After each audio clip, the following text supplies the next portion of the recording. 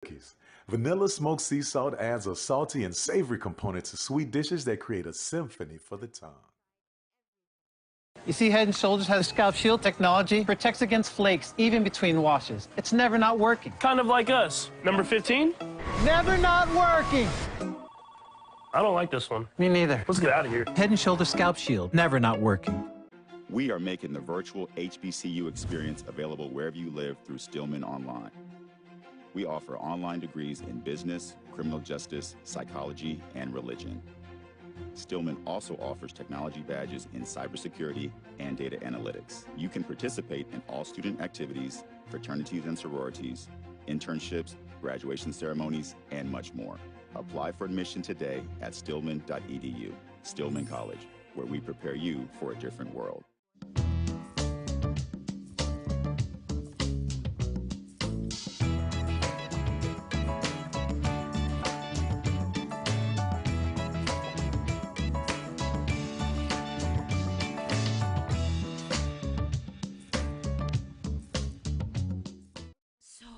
Shop Velvet Online Women's Boutique to spice up your closet with trendy, unique looks. We have fashionable and chic looks at very affordable prices. Velvet Boutique offers free shipping all year long on all orders. Shop online at www.melvetboutique.com. That's www.melvetboutique.com. Like us on Facebook and follow us on Instagram. Shop Velvet Online Women's Boutique.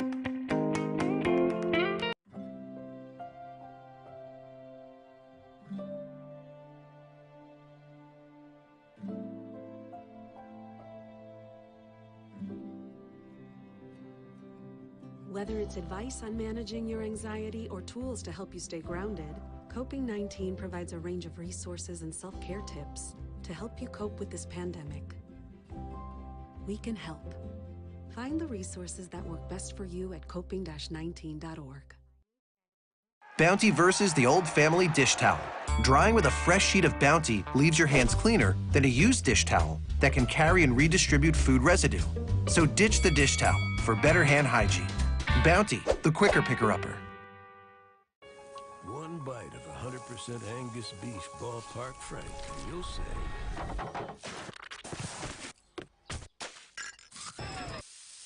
hello, summer.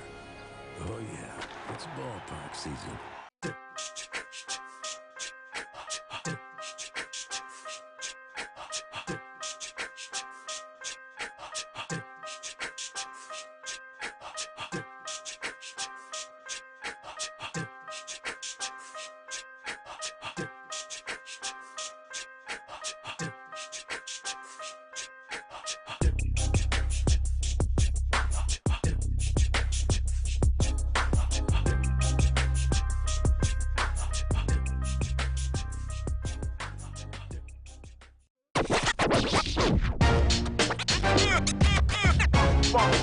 It's like a loot machine.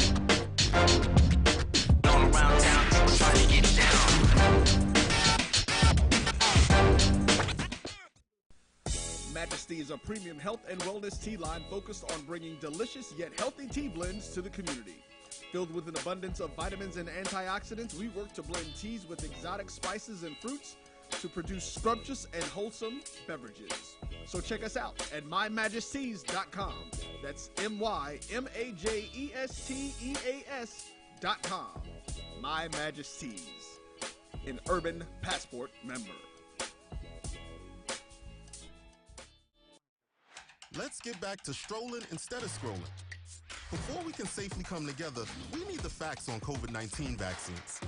Visit getvaccineanswers.org so you can make an informed decision for yourself and for your fam. If you think all pads are exactly the same, think again. This is Always Ultra Thins reinvented with the Always Triple Protection System. This pad wicks gushes 90% faster, absorbs even more so you can feel dry, and locks odors in. Rethink your pad for up to 100% leak-free and odor-free comfort with the totally reinvented Always Ultra Thins. This is always like never before. This is the Dean of the College of HBCU Sports, Kenyatta Cavill of Dr. Cavill's Inside the HBCU Sports Lab with Mike Washington and Charles Bishop. Come mix it up in the lab where the course lecture is in session every Tuesday from 6 o'clock p.m. Central Standard Time on Facebook Live, YouTube Spreaker, or the BCSN app, as we discuss all things about the HBCU sports culture, including exploring the week that was in the sporting HBCU diaspora, as well as the upcoming week of HBCU sports. With me, the Dean, the College of HBCU Sports, on Dr. Cavill's Inside the HBCU Sports Lab with Mike Washington and Charles Bishop. Course lecture dismissed.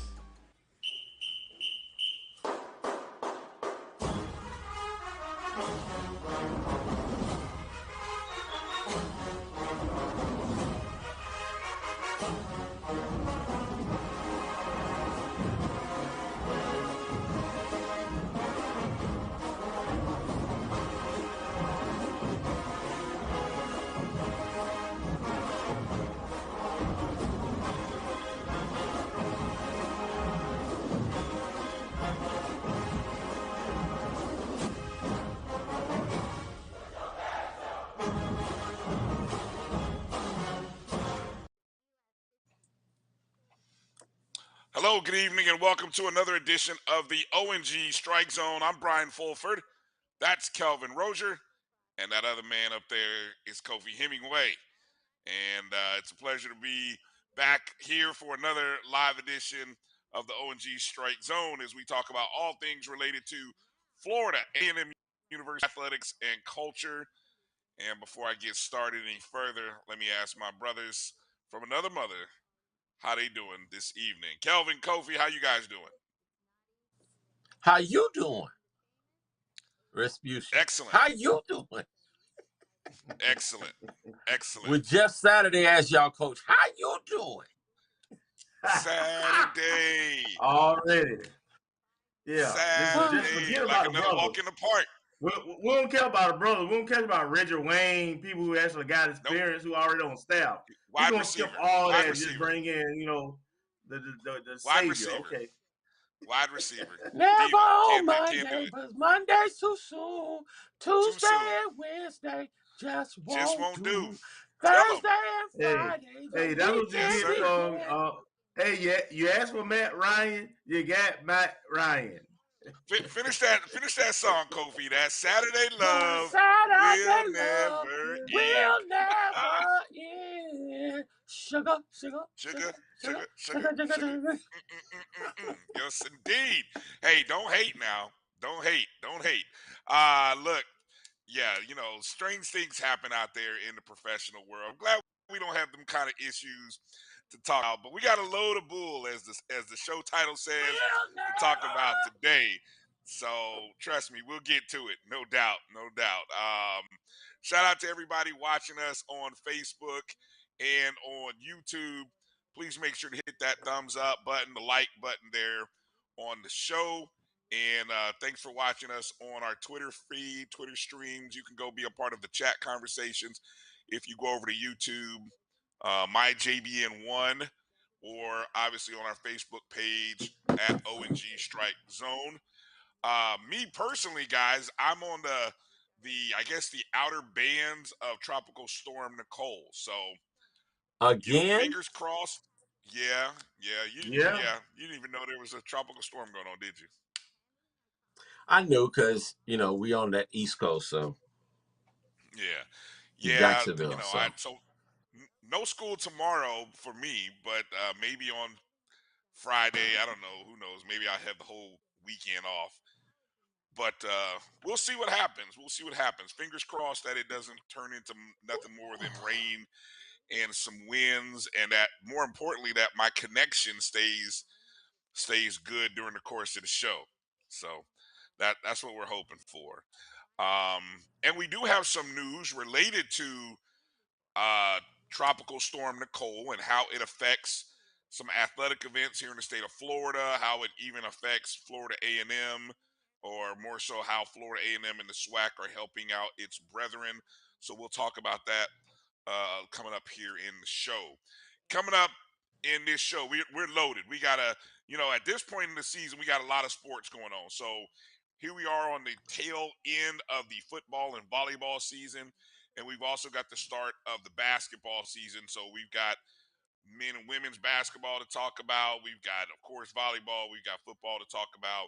We got rumors to talk about. We're even going to do something a little off script, a little out of the norm, and we're going to talk to. We got some parent. We're going to talk to a parent of one of our FAMU football players coming up at the top of the second hour, and get a perspective that we don't always get a chance to hear and talk.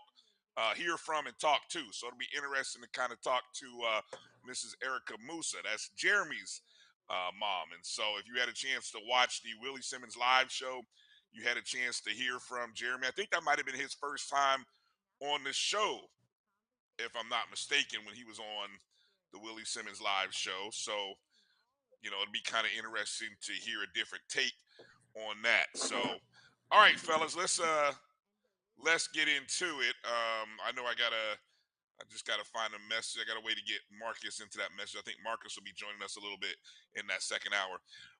But we're gonna start with the big win over Southern, because that was the game this past weekend. We beat Southern by a score of 30-16. I don't think this game was. I mean, despite the fact that Southern scored first, this game was really never in doubt, in my opinion. We pretty much controlled this ball game. We only gave up one touchdown defensively. Southern scored 3 times. They never really scored twice in a row. They scored 3. They scored 3 field goals. We scored, in back-to-back possessions, or we scored back-to-back times, I guess is a better way of saying it. But plenty of positives in this ball game. Just a quick summary of some notes that I took. We scored on 5 of 6 red zone possessions, which was very good. I think Southern was only 2 of 3. Speaking of Jeremy Moussa, he was 17 of 34, 224 yards passing, 3 touchdown passes, no interceptions. That was Moussa's third 3-touchdown passing game of the season, his second consecutive, and that makes game number 6 in which he has thrown for multiple touchdowns in 9 games this season. Xavier Smith, 6 receptions, 100 yards, and a touchdown. Xavier has caught a touchdown in how many consecutive games? I forgot to look that up. It feels like the streak is a nice streak that he's on right now. Every game but the Jackson State game. Yeah, exactly. Every game, but probably every game but the Jackson State game. Yeah, seems like a lot of statistics in that respect. In terms of the Dark Cloud defense, mentioned a little bit about what they did. Although, it's interesting, they did allow 224 yards rushing to Southern, but that's really all Southern could do. Bashawn McCray had 125 of those 224, but we did win the turnover by a 3-1 advantage with 2 fumble recoveries and an INT. So as we like to do with these recaps, I kind of go to you guys, Kelvin and Kofi, and biggest takeaway, biggest concern, and then your game ball, offense or defense. I'll go to you, Kofi. I'll let you get the first dib in on this one to start this week. So biggest takeaway from the game, biggest concern, and then your game ball. Biggest takeaway was the strategy that we utilized against the Southern University offense. For the most part, we were able to shut them down, but it has been a common theme for our defense all year long. We'll try to take away the pass, or we will take away the passes. That's something that we did.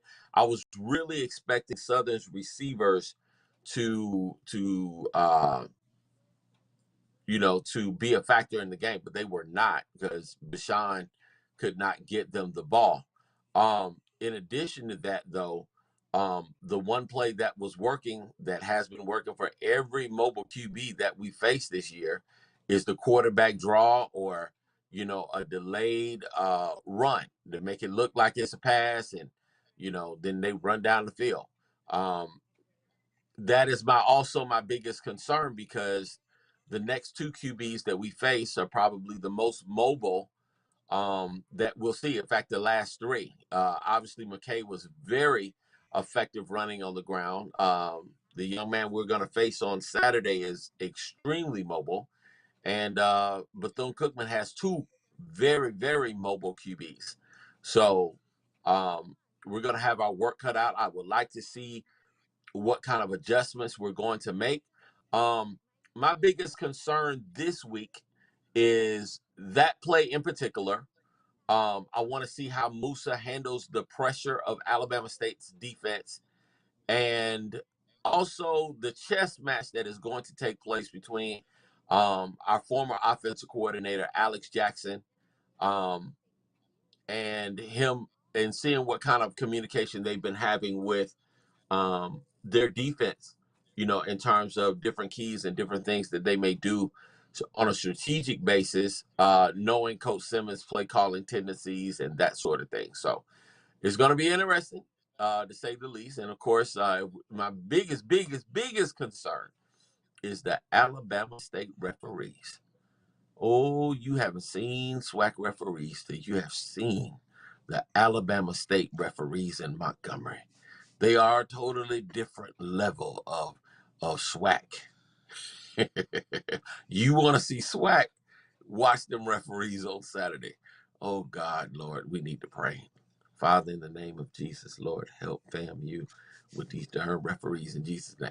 Yeah, I'm trying to tell you, you thought South Carolina State was bad. You thought going to Baton Rouge was bad. You have not seen bad refereeing till you go to Montgomery, Alabama. They make up calls. They make up the makeup call.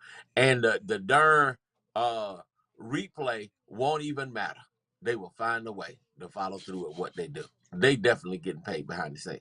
Look, I'm telling you what I saw with my own two eyes. I seen it. Southern University blocked a kick against them, man. It was so obvious it was a touchdown. They found a way. They found a loophole in the system to turn that play over. Jackson State running back scored a touchdown. They say the boy stepped out of bounds. The people on the TV is like, it's green in between his foot and the sideline. Like, when did he step out?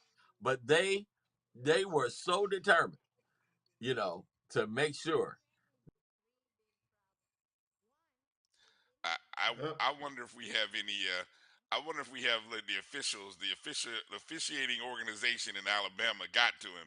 I wonder if we have any analytical data to back up these strong claims, Kelvin. Maybe that's something we have to study in the off season. We'll have to study the officiating. Kind of find our Mike Pereira of HBCU officiating, just to kind of analyze how bad it is or how bad it is not. You know what I'm saying? While we Them wait on Bamas Kofi, is something else. They something else. Literally. The Bamas is back something fresh. else. Game ball, They Kofi. What's your game ball go to? I know they're gonna snipe you. Keep talking bad about the officiating. Game ball. The FAMU defense. I give the entire defense a game ball. They played well, and obviously Xavier Smith is phenomenal with what he's been able to do. Moussa played well as well. So there you go. Well said. How about you, Kelvin? Takeaways, concerns following the big win over Southern and game balls. It was a solid win. This was the closest we've come to playing a good 3 to 4 quarters. So I can't be too critical. Southern has some talent, and most of the rushing yards that they got were busted plays. Quarterback, we had him contained. I think guys thought he was, I don't know, a whistleblower. They just thought he was down, but so that last touchdown, the one touchdown he scored was a busted play, and he had a couple of more plays like that. Very athletic guy. We probably need we needed a DB as the spy versus a linebackers, because they couldn't consistently keep them contained. But outside of that, we were solid. The my player of the game is actually the punter. Man, he was killing it. He was awesome. He was the old Christopher Duel, the All American for sure. He had an awesome game. He was booing it. Um, the defense was solid. Uh, Zay got his touchdown. We left some opportunities on the board, uh, but again, it was a solid win. I'm not gonna criticize too much at this time of the year. It's just win, baby. You gotta win. So we got the W. We still in a playoff hunt. We still a game behind JSU. So you know on to the next. What concerns me, this was one of game two. Two games that I mentioned that that would concern me were the road games, right? Grambling being one, and this being the second one. This one was more concerned not only it being a road game and Alabama State actually being competitive, but it's sandwiched in between the Florida Classic and the Southern game. So what my theory is, about having to get up back to back weeks and so forth. That is just a tough thing to do. So hopefully we'll be able to rise to the occasion and do that. We in playoff mode. But that's my concern. Not so much talent, the matchup and so forth, or that Alabama State is actually pretty good. My concern is being able to mentally and physically recover and play at our peak on the road uh, this late in the season. Um, and yeah, that's pretty much it, man. Good win, and we need to get another one. I had a chance to do some digging here on the Xavier Smith statistics this season. On the year, 69 receptions, 803 yards total, 9 touchdowns. He has scored a touchdown in now, well, that is for 6 of the last 7 games in which he scored. Obviously, the Grambling game is the only one in that run since the Jackson State where he has not scored a touchdown. And I think I saw, well, obviously, if you think about it, 803 puts him an average of 100, which he's been very close to 100 almost in every game since the Jackson State game. So it is conceivable that he could break 1,000 yards again. I think he did that.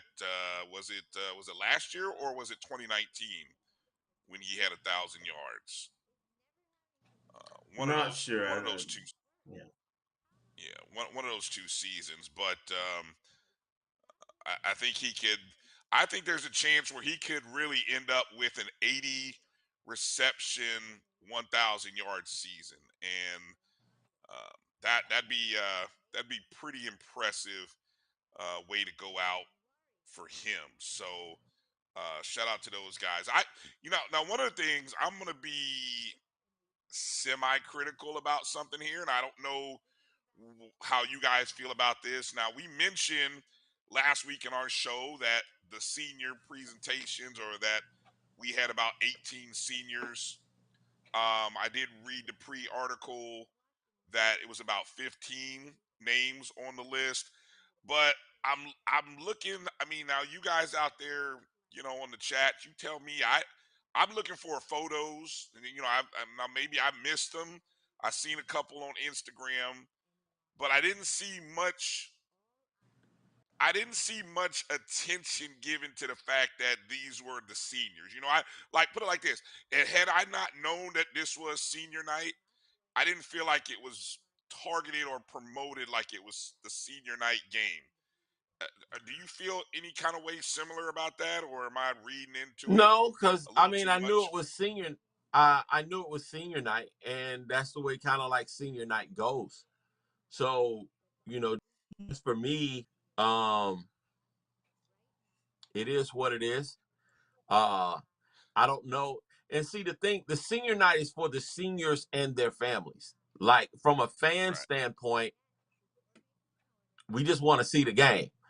And for me, I'm kind of like, can we find a way to speed this whole presentation up so the game can start? It's just, it just takes for, I'm just being honest. I Those got you. presentations and stuff, You know, it's like, okay, let me go get some popcorn. If I'm not related to the guy or definitely into the player that's a senior and graduating, you know, it's for the seniors to honor them and their families and their sacrifice for all that they've meant. But in terms of connectivity, I think it's a bit lengthy. I thought though, and Kelvin, I'll let you jump in here. I heard Coach Simmons and I heard Melvin Beal ask this question on Willie Simmons Live on Tuesday. This was the first class that Simmons sort of, he had the holdovers from the previous I call it administration, the previous coaching staff.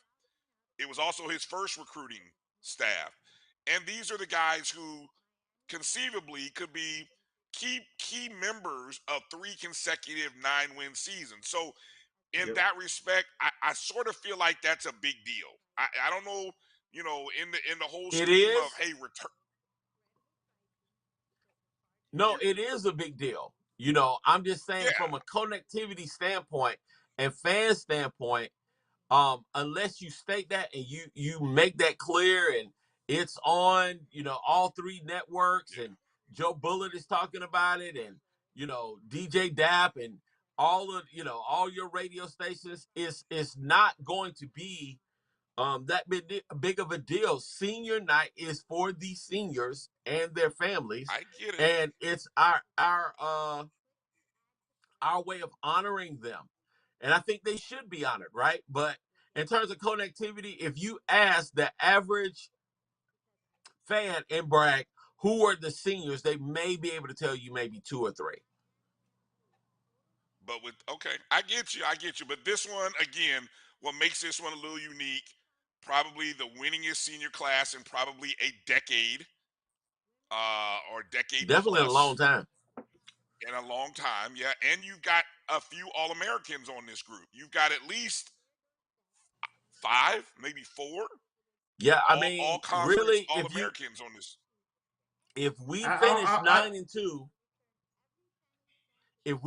9-2, this will be the winningest senior class probably since the 60s. Because Billy Joe's teams, many times, some of them finished with 8 wins, 7 wins. You know, we had 3 losses at times. Definitely in '99, we still got in, but you know, this is serious. Even the Rudy Hubbard team, the '76 team, I think went 6-5 with a 34-0 loss to Cookman. '77 they went undefeated. '78 they went 11-1, 12-1, and won the national title. Then the next year they went 7-4, and they lost homecoming in '79. So yeah. Jump in there, Kelvin. Go ahead.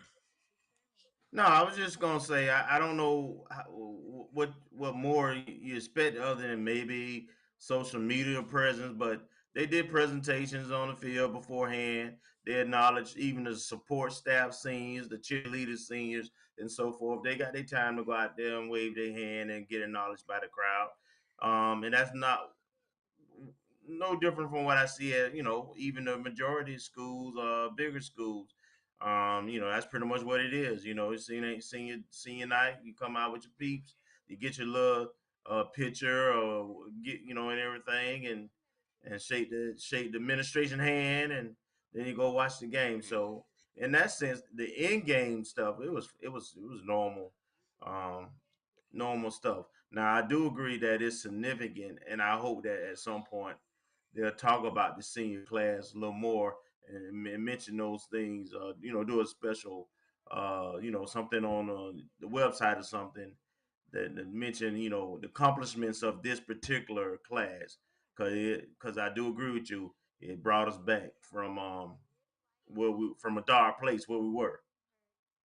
Yep. Right. Yep. Go ahead, Kobe. I think probably something that would be really effective, maybe, you know, the Friday or Thursday before the game, you know, to have a senior night pep rally, you know, in a more intimate environment around their peers, and give them that opportunity to speak, you know, along with the band or whatever else they're there, but honoring those senior athletes, finding a more intimate way to do it.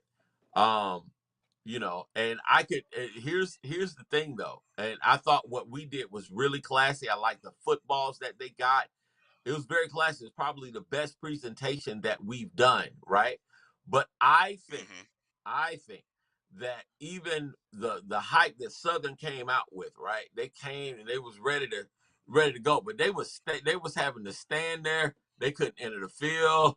They was jumping around, and after a while, they was like, "We might need to stop jumping because we only own player number 4." You know what I'm saying? So before they get out there, and before they knew it, they was just standing there like this.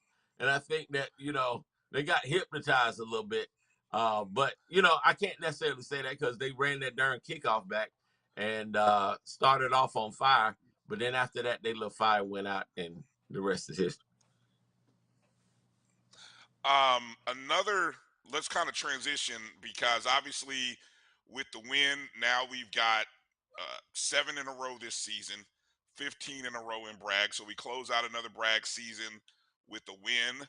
But also the playoffs are strong on everybody's mind. I mean, because it's legitimate, it's real. The conversation is here. We kind of knew it would be as we continue to win games. We knew it'd become one of those conversation pieces. We're very close to being in the top 25, which for some reason I don't know if that matters, but I think it does. For whatever strange reason, I think it'll matter. We're like right on the edge of the receiving votes. So another win this week and some losses by a few other people in the bottom half of the current top 25 will probably jump in at number 25 or 24, right? Heading into the Bethune game. But let me transition to this, and because we've talked about it offline, and there have been some discussions out there on social media. The opportunity to host a playoff game has been talked about. First off, I'm gonna give shout out to Mike Reed. Mike Reed has been on this for a few weeks now. Then I started hearing it mentioned during the actual broadcast of the game by Tiffany Green and Jay Walker during the broadcast, talking about getting FAMU an opportunity to host a playoff game. The financials have always been interesting, and I know you guys are in the same thread that Mike sent us some info that he recently got some communication back from the NCAA. So are you aware of I don't know if you want to talk about, we can talk about this coming out of the break or in another segment. Are you guys up on that? Did you read that, Kelvin? I mean, I'm aware of it. I mean, they haven't really changed their formula for the FCS playoffs in a while. So I'll just say it's a no-brainer. So It's a who no-brainer. We makes the should. bid? Because The who schools. should make the bid? The school, the university. Do you feel like I pushed, and I know Mike Reed has pushed for this, and I'm kind of with him on this. We understand our budget concerns. It hasn't been budgeted for. Let's put it like that, even though it probably should. Should we be going to the outside DSOs asking for that money? Or should it come from the university and the school athletic program? And if the athletic program or school are not going to pony up, should we just say, okay, it is what it is? No, we should plan to host. Uh, it makes a difference, particularly for us. Bragg is such an advantage for our team and an environment, and I think it could make a difference in our first round performance if we were able to host the game. So absolutely, we should do whatever we need to do to support our coaches, our players, and our program. So it makes sense. And of course, financially, um, once you make the guarantee, really, it's based on your ticket sales and some other things, and you keep a percentage. Uh, Ultimately, I don't. At the worst, it'll be a net zero for us to host a game, Mm-hmm. and there is a chance that we could slightly, make a little revenue out of it. But the whole purpose really is to support our teams, and to have our band and our fans behind the team in the first round matchup. Man, it will be big. And just to answer your question, it should be budgeted and part of our thought process every year. I don't know. It should be. I don't know why it wasn't, because if we had won the SWAC East, we would have been hosting the SWAC championship game. So why it wasn't budgeted or why this isn't talked about is beyond me. That's like dumb. But here's what I'm going to say. Given all of the transitional stuff that we've had to go through, I kind of get it. I mean, Mike Smith has been, he deserves a standing ovation for being thrown in the fire the way that he was. But when you in there, brother, it don't feel good. It's especially when everybody walked out. Everybody, that Courtney had, they left, got other jobs. So practically he's the only dude in there doing it. That's not necessarily the case now, but at the same time, I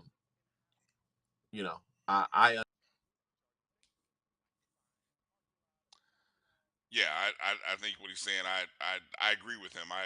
I guess we know it wasn't budgeted for, and so the big question comes: even though it wasn't budgeted for, do we have the gate receipts to be able to pay for it?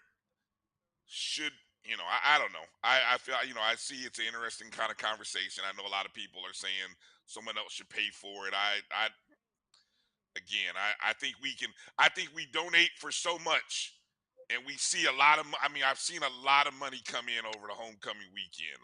I'm just saying, I saw a lot of money coming in, and I'm sure they're all worthwhile ventures and needs and other stuff like that. But I don't find it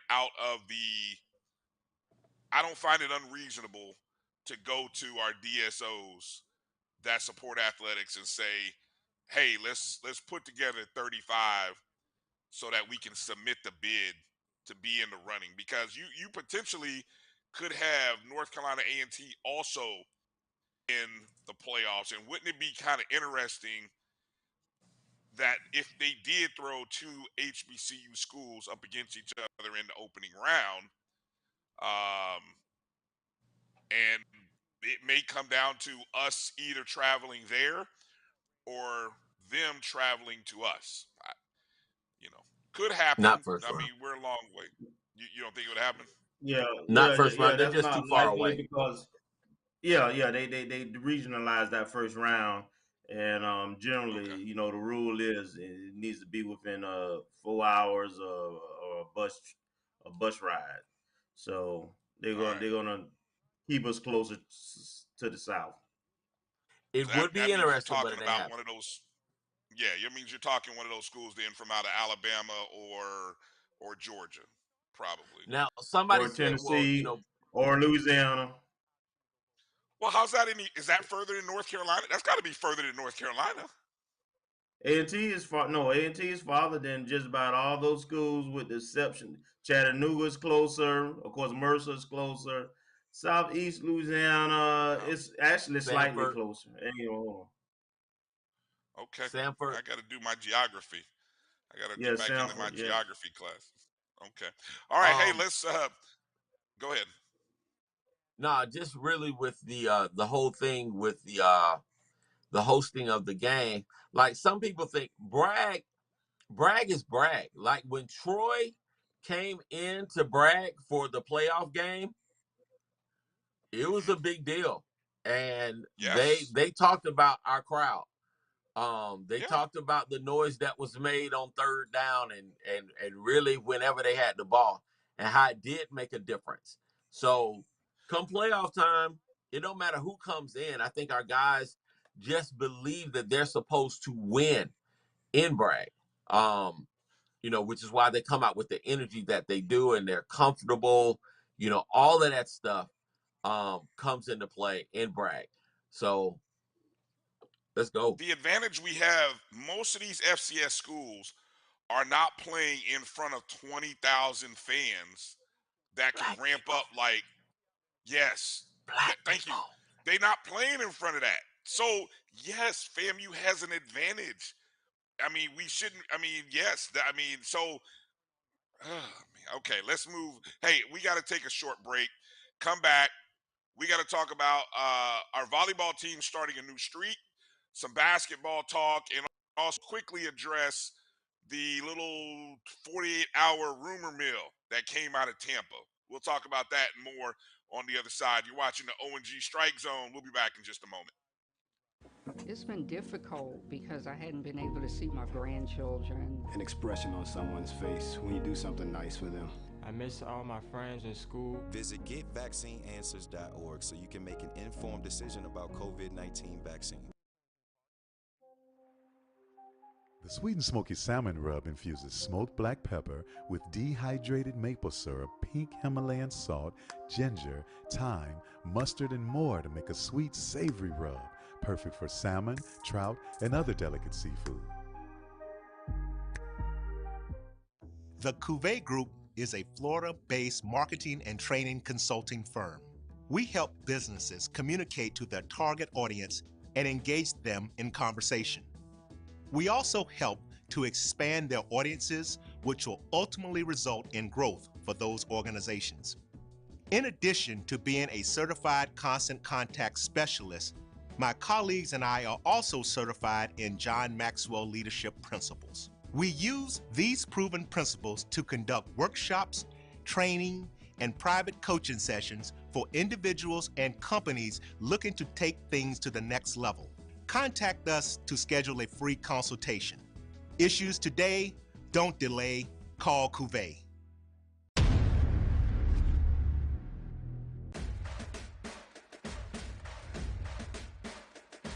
HBCU League Pass. Watch your favorite black colleges. Some of the best players in the land. HBCU League Pass.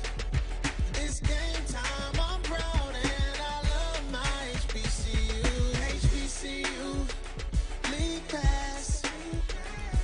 Watch your favorite black colleges. Some of the best players in the land.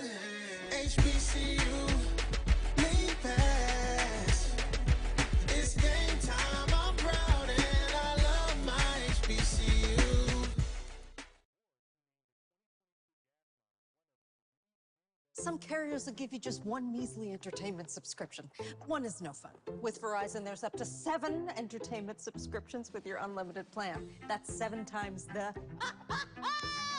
7 times the... No. 7 times the... Music, gaming, Disney Plus, Hulu, ESPN Plus, and more. That's 7 times the entertainment! Because everyone deserves better. And with plans starting at just $35, better costs less than you think. This is Brian Fulford. AD Drew and I are co-hosts of the BCSN Sports Wrap. We talk about all things related to HBCU athletics. From the games, teams, coaches, and fan interest stories, we cover it all. You can find our shows on Facebook at BCSN Sports Wrap, YouTube at MyJBN Online, and everywhere you listen to podcasts like Anchor, Spotify, Google, and Apple Podcasts. You can also find the show on the Jericho Broadcast Network's app. Make sure to download.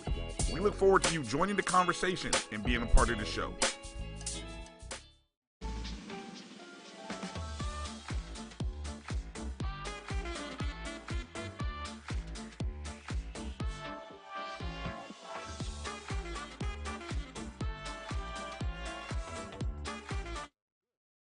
It's never too early to plant the seed, to share the tradition, and instill a sense of pride in your HBCU with your little ones. HBCU Pride and Joy Children's Boutique helps you share your school spirit with a wide selection of adorable kids' apparel and accessories officially licensed from your favorite HBCU. Visit hbcupridejoy.com and follow us on all social media at HBCU Pride Joy on Facebook and Twitter.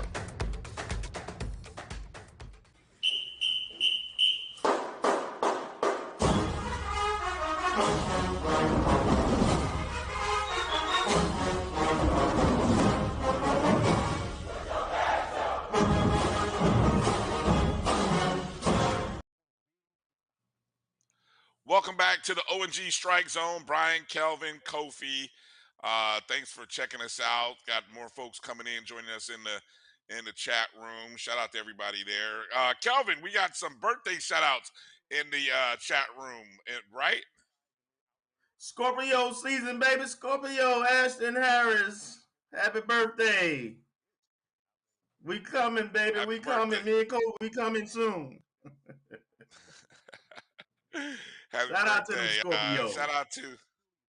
Shout out to everybody in the chats. Appreciate you guys coming in, joining us, Facebook and on YouTube.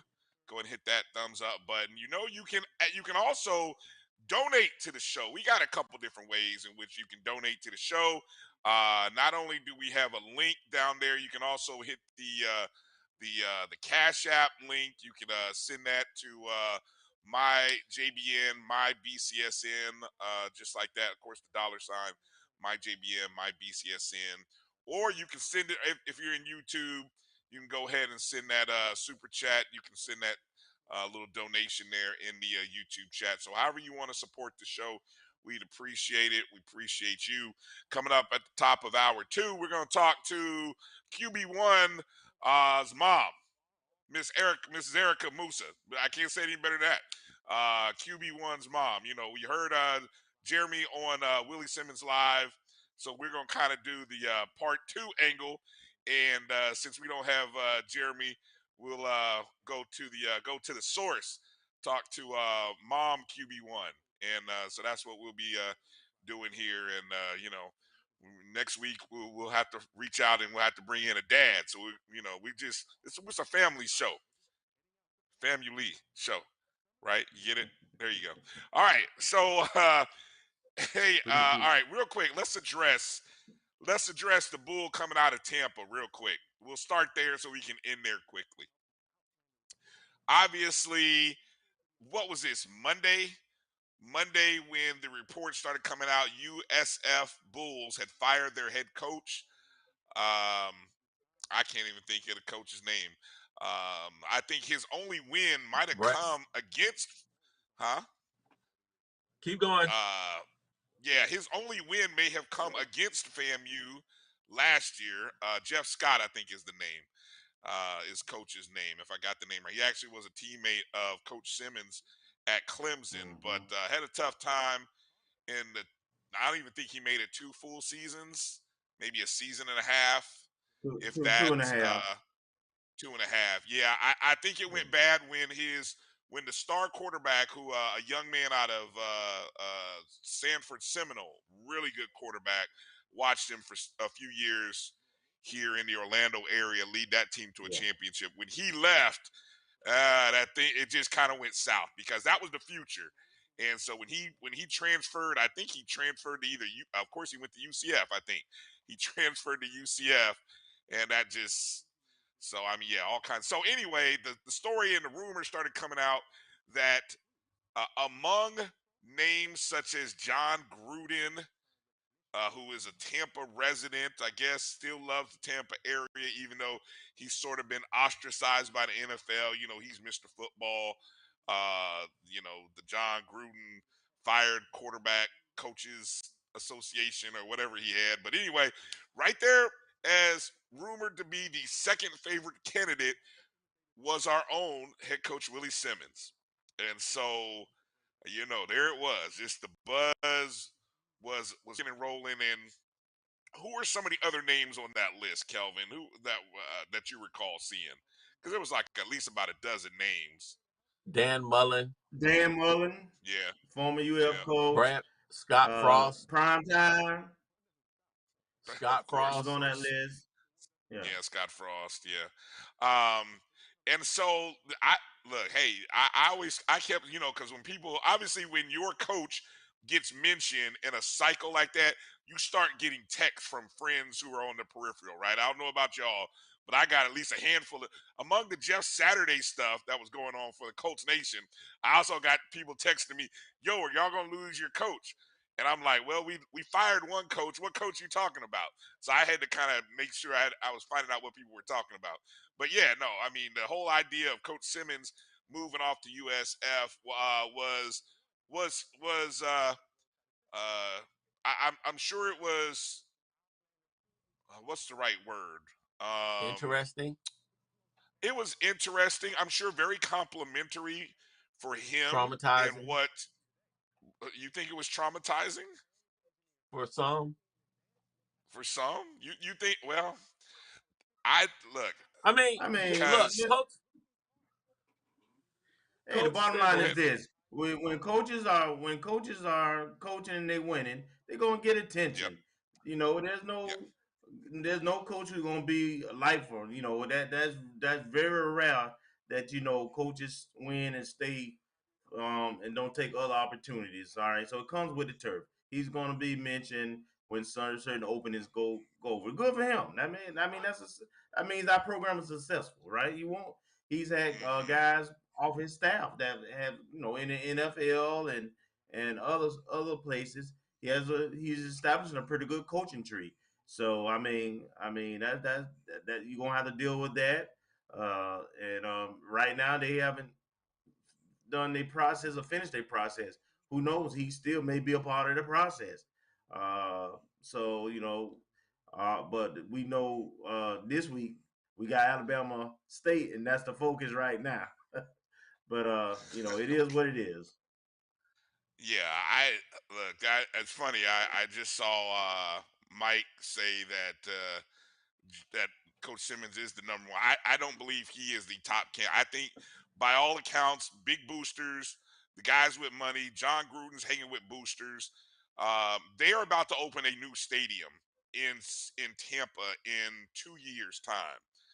They want somebody with that kind of cachet and that kind of name to bridge the 2 years into that stadium. So it makes sense to be able to get a big name like that. And whatever you may think about John Gruden on the professional level, there's still people buying what he's selling. There's still people who consider him because he talks a good game. He talks football, and he talks the way people like to listen and spend money. So a lot of people, I you guys agree, may man. say, I don't know why you keep talking about Gruden. I think some of the other kind of big names are more plausible, but I really doubt Gruden is plausible for a lot of reasons. He's a pro coach number one. He's not a college coach. I don't think he would enjoy the grind of recruiting and teaching and all that kind of stuff. He ain't the most patient of person, and his personality stinks when it comes to today's collegiate athletes, and he has all that baggage right now. So I don't think he's a serious candidate.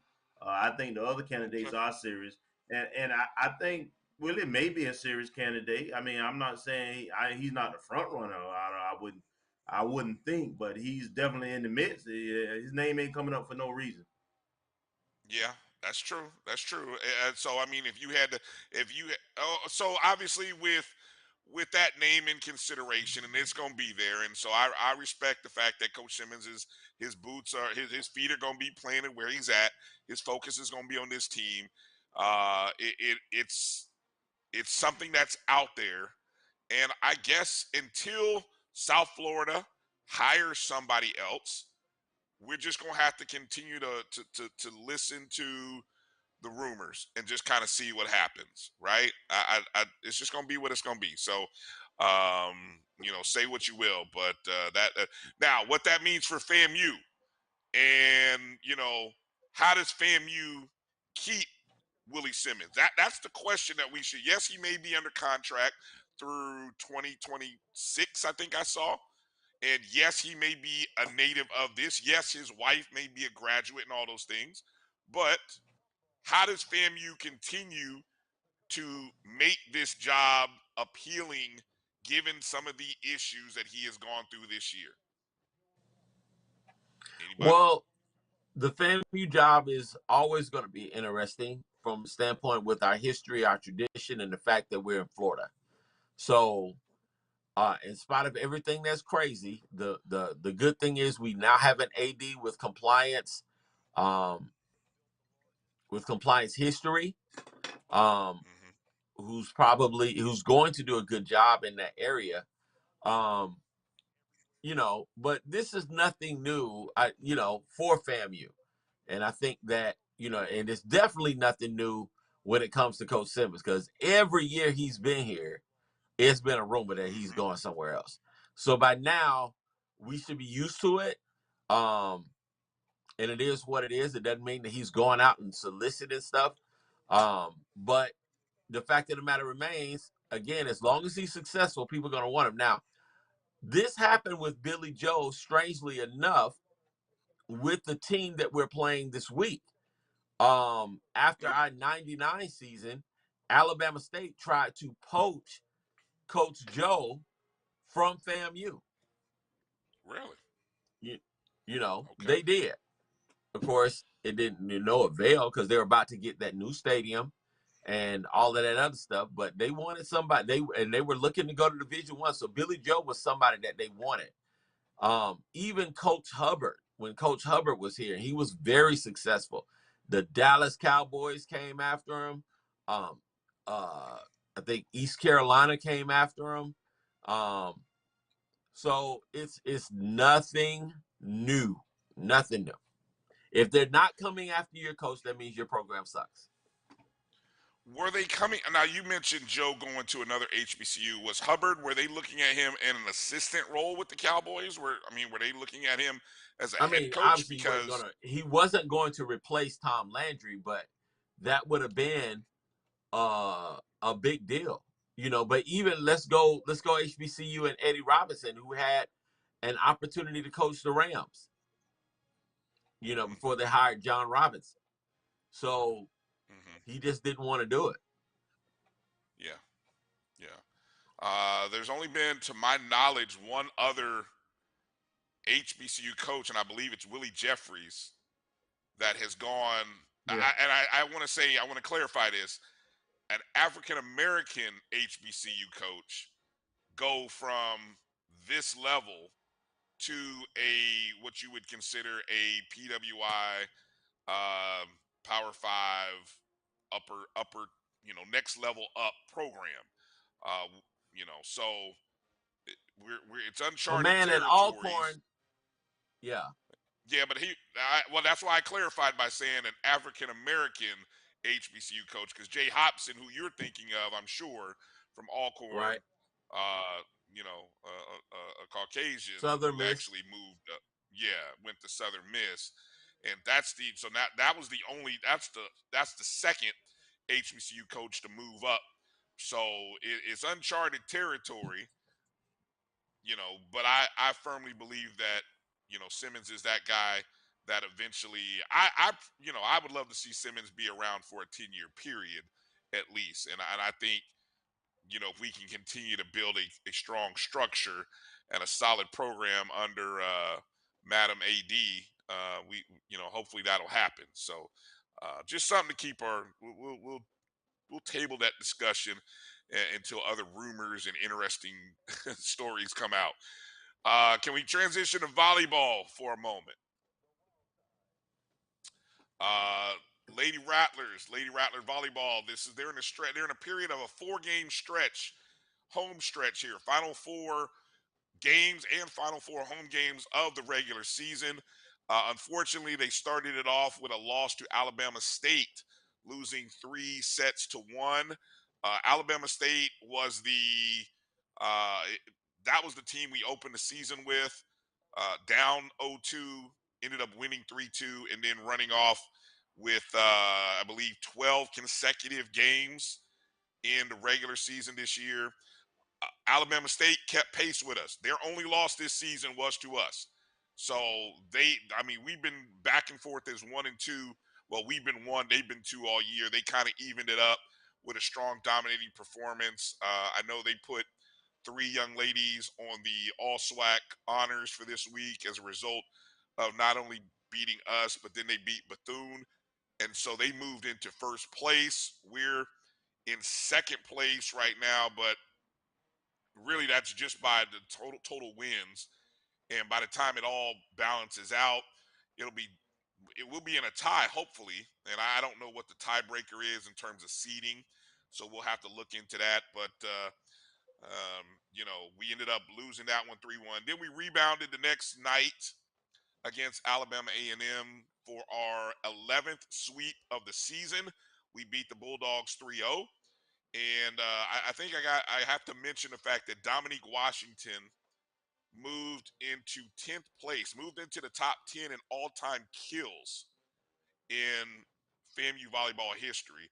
And what's amazing about that is she's done that in practically 2 seasons. There are some ladies on that list who had 3 to 4 years of solid experience, solid time on that top 10 list. And I mean, obviously, you remember our history where we put in some MEAC consecutive titles back in the early 2000s. Dominique, congratulations on hitting the top 10. We'll have to kind of look at the stats to see where she goes. Brooklyn Watts was named that newcomer of the week. Watts contributed on the offense and D side over the past weekend, finishing the week with 20 kills, 19 digs, and 4 blocks. So again, I think that's like the third or fourth time I've seen Brooklyn Watts on that newcomer of the week static thing there. So I think she's well on her way to winning that award. I'd be surprised if anybody else wins that. I don't think anyone else has had nearly as many newcomer of the week awards. Okay, so transition into the last two. Kelvin's, you sent out a good text. Talk a little bit about Kelvin, what's happening as it relates to the news that just was released and how FAMU and the SWAC are kind of helping everybody out as it relates to some shuffling of volleyball games as a result of Tropical Storm Nicole. Yeah, there's a tropical storm that's slated to impact the Daytona, Central Florida area uh, later on tonight, early morning, and Bethune has already had some damage because of Hurricane Ian that was about 4 weeks ago. So so the Swag and FAMU, we had home games already. The Mississippi schools were going to be here, so all this weekend, Saturday and Sunday, both teams will be playing at Lawson Center here on FAMU's campus. Bethune plays at 12 o'clock on Saturday against Valley, and we play at 3 against Jackson State. And then on Sunday, it's reverse. We play 10 a.m. in the morning, and Bethune plays Jackson State at 2:30 p.m. So that's our little brother, and they dealing with some things, going through some things, and it's the right thing to do, and I'm glad that it was worked out. Yeah, definitely. And it should be Now the noted storm actually this supposed to come up. The storm is actually supposed to come here too, though, with Tallahassee, but it's supposed to clear out by Really? Friday midday. Yes, Okay. supposed to go into the Gulf, cross the state, go into the Gulf, and then come back east. And so it's we supposed to get some sustained gusts of 40 miles per hour maybe, uh, and then rain, but it should clear out fairly quickly. It's moving pretty fast. Okay. Yeah, because so that's a little different reading because I thought it was gonna come across or at least towards Tampa and then shoot back towards Jacksonville. So I didn't think it would be coming up through Tallahassee. So that'll be interesting to see how it moves. Of course, these things can move in unpredictable ways. I do want to make mention to everybody, if you're in the Tallahassee region, in the Tallahassee area, here's why you want to go to these games this weekend. The Jackson State contest. Jackson State is currently sitting in third place in the SWAC volleyball standings. Their only losses this year have come to 2 teams, Alabama State and FAMU. They've lost twice to Alabama State. They've lost to us once. So they're sitting at a record of 11-3. We're pretty much locked into either the 1 or 2 seed, I think, and short of something crazy, which I don't see happen because Valley is winless this year. They're like 0-14 in conference, 1-22 this year. So that should be a win on Sunday. But the Jackson State game, I think, is interesting because I would rather not have to play Jackson State in the semifinals. Now, I say that, and then you guys would jump over me. Oh, we'll play whoever we want to play. Yeah, okay. I would rather not play Jackson State in the semifinals of the SWAC tournament. I'm just going to say it and leave it there. So we need to win this game, and I don't know. We'll have to look into how the tiebreakers work in volleyball, because I don't know, given the fact that we split with Alabama State, I hope they don't do it based on a number of sets won, put it like that. Yeah. And then on Sunday, you know what I'm talking about, Kelvin, right? I hope it doesn't come Yep, down to that. and I got a feeling that's probably how they'll do it. Oh God, which that could mean that means we're gonna be stuck at the 2 Just beat everybody, man. Just kick. See, there do you what go. you gotta do. That's what. There you go. There's Kofi. Beat everybody. Beat everybody. All right, Kofi. I love you. Sunday would be the last regular season game, and we got to come out and show some love to our seniors. Let me see. I don't have the full list. I wanted to try to gather who that full list of seniors are. But I'm gonna just kind of go from what I see in terms of redshirt seniors or grad students. What we're talking about probably Karina Presser, or she's a grad student from Orlando. Iramu Carr, redshirt senior. I believe this is her last year. I'm not sure if Nina Sharpton has another year. She may have another year under her belt, even though she's a redshirt senior. We do know that Abuke, she's a senior grad student. Dominique's a grad student. So this could probably be their last. So we may have probably 4, maybe 5 young ladies that are in their final home game, including the 2 all SWAC players in Iram and Dominique. So we just need to get out there and show them ladies some love, man, Saturday and Sunday. Okay. Anything else you guys want to add on volleyball before we go to break and get to the top of hour 2? No. All right. No, you covered. All right. So let's take a break. Come back at the top of hour 2. Mrs. Erica Musa, Mom QB1. She'll be joining us here in the top of hour 2. So this should be fun. So make sure to tune in. You're watching the ONG Strike Zone. We'll be back in just a moment. I'm returning to Clinton Parish, and Tampa's my community. I grew up here, went to school here, and my wife and I make our home here. What makes Tampa special are its people. So when I represent someone injured in my community, it's personal. Call my office and speak to a real lawyer and not some referral service. I will fight the insurance companies to get the settlement that you deserve. At the law office of Clinton Parish, we take the pain out of being hurt. Are you hungry for authentic Caribbean food? Like jerk chicken, oxtail, red snapper, shrimp, tofu, and rasta pasta? Well, find your way over to Mango's Caribbean Restaurant, 180 Auburn Avenue, right next to Royal Peacock in downtown Atlanta. Them belly full, but we hungry.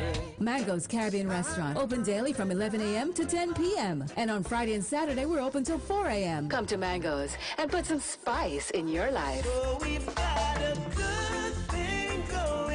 Mango's Caribbean Restaurant, 180 Auburn Avenue, right next to Royal Peacock in downtown Atlanta. For more info or directions, call 404-698-3992 or log on to mangoscaribbeanrestaurant.com. For instant coupons, text MANGOS to 313131. Tell your mama hungry, papa hungry, brother hungry. Mango's Caribbean Restaurant, authentic Caribbean cuisines. Open up the door, tell your mama hungry.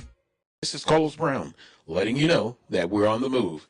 You can now catch the Carlos Brown Show beginning this July on the Black College Sports Network each and every Saturday from 11 to 1 Eastern Time. That's 10 to 12 Central Time. Same time, new place. On Facebook at the Carlos Brown Show and Black College Sports Network. Online at www.mybcsn.net and on the BCSN app available on Google Play and the Apple App Store.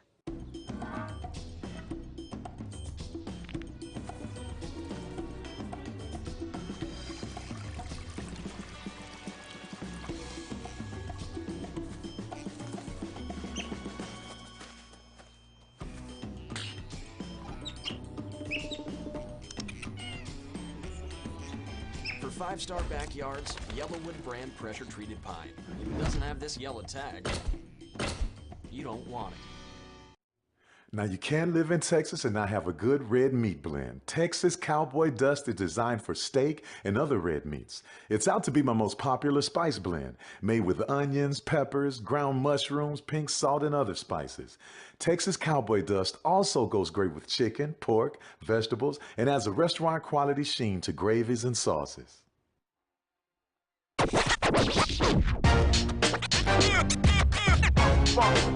It's like a loot machine. All around town, people trying to get down.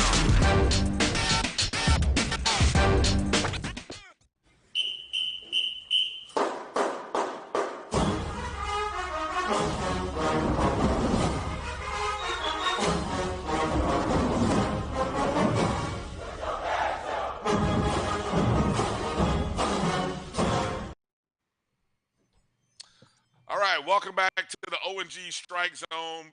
Brian, Kelvin somewhere. Kofi joined us. It's our Marcus Green. And then, of course, we affectionately call Mom QB1, Mrs. Erica Musa, Jeremy Musa's mom. We'd like to welcome you. Erica, thanks for coming on this. How you doing this evening? Hey, I'm doing great. I appreciate the invitation, Brian and Kofi and Marcus, just to have the opportunity to speak. So shoot away. Awesome. Is this a first where you have been sort of invited on to talk about your son from the perspective of in his college career? Is this a first? Yes, this is a first, and I have to tell you, my kids were dying laughing. Why do I want to talk to you? So, right, hey, I'll do my best. How many kids do you have?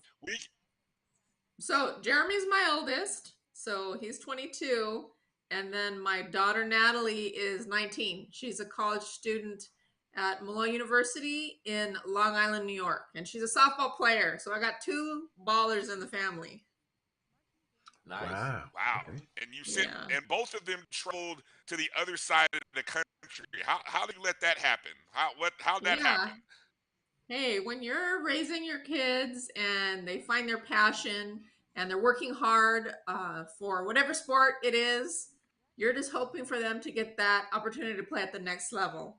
And sometimes you can't choose where that is going to be. And unfortunately for my kids, that trip has been across the country or in the middle of the ocean. So they've gone really far. But, it's hard as a parent to let them go. But when they have that opportunity, you got to take it and run. It's going to be the best thing for them for the remainder of their life. Right. All right. And so for many people who don't know, obviously, hopefully you had a chance to watch Willie Simmons live, his show, Coach's show. Jeremy was actually featured as the live in-studio guest on the show yesterday. And so it was like, hey, what better way to get another perspective? Because we know Jeremy's in season mode, right? So there's only so much he's going to say. He's going to give us the standard QB1 cliches and all those other stuff. We can't get anything good out of him until after the season. So Marcus was good about engineering and say, yo, let's talk to his mom. Let's get his mom in here and find out what we can't normally find out. So Marcus, I'm gonna give you the first question since you did so much good work on getting in Erica in for this.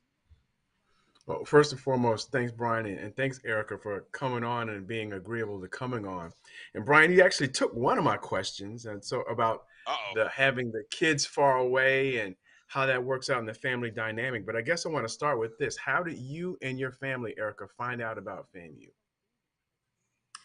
Oh gosh, in Jeremy's journey, which he did speak a little bit about on the live show yesterday, he's been, all over the place, and I'm just trying to find that home where he can be the guy and have the opportunity to earn the spot. So that's taken him to a couple different stops, and on this time when he was grad transferring, he put his name in the portal.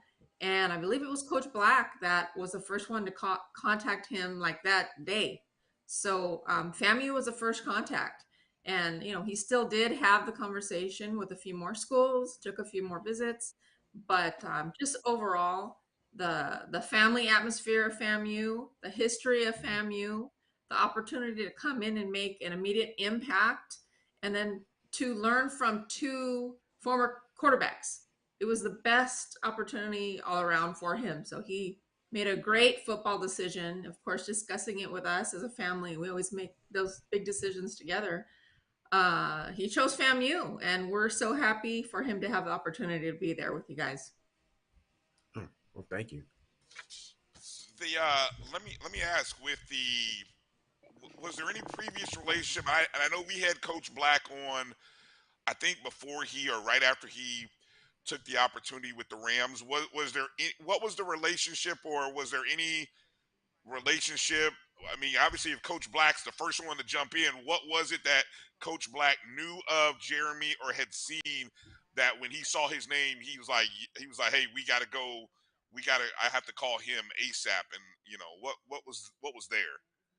Yeah, I mean, this is secondhand. I mean, I don't know what the specific particulars, but I believe Jeremy's quarterback coach, who's a gentleman named Steve Calhoun out of Orange County, California, that Jeremy's trained with him since he's 14. I believe that him and Coach Black had a previous relationship. So he let him know, hey, you know what, my guy is just entering the portal.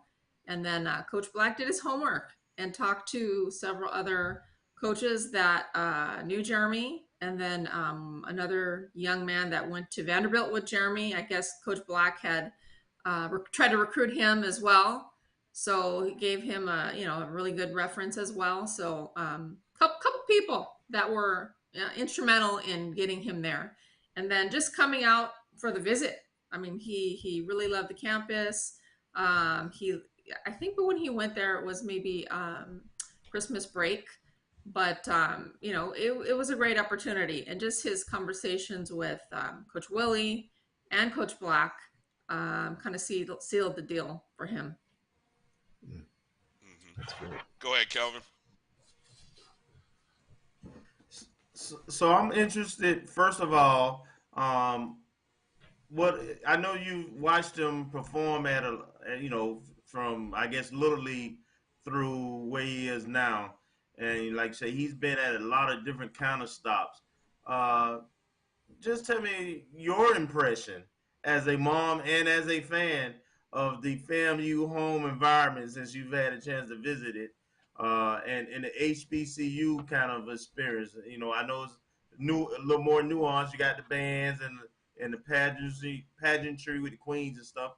Just tell me, your observations of it. No comparison, hand down. The homecoming was the most exciting game and the best game environment I've ever been to.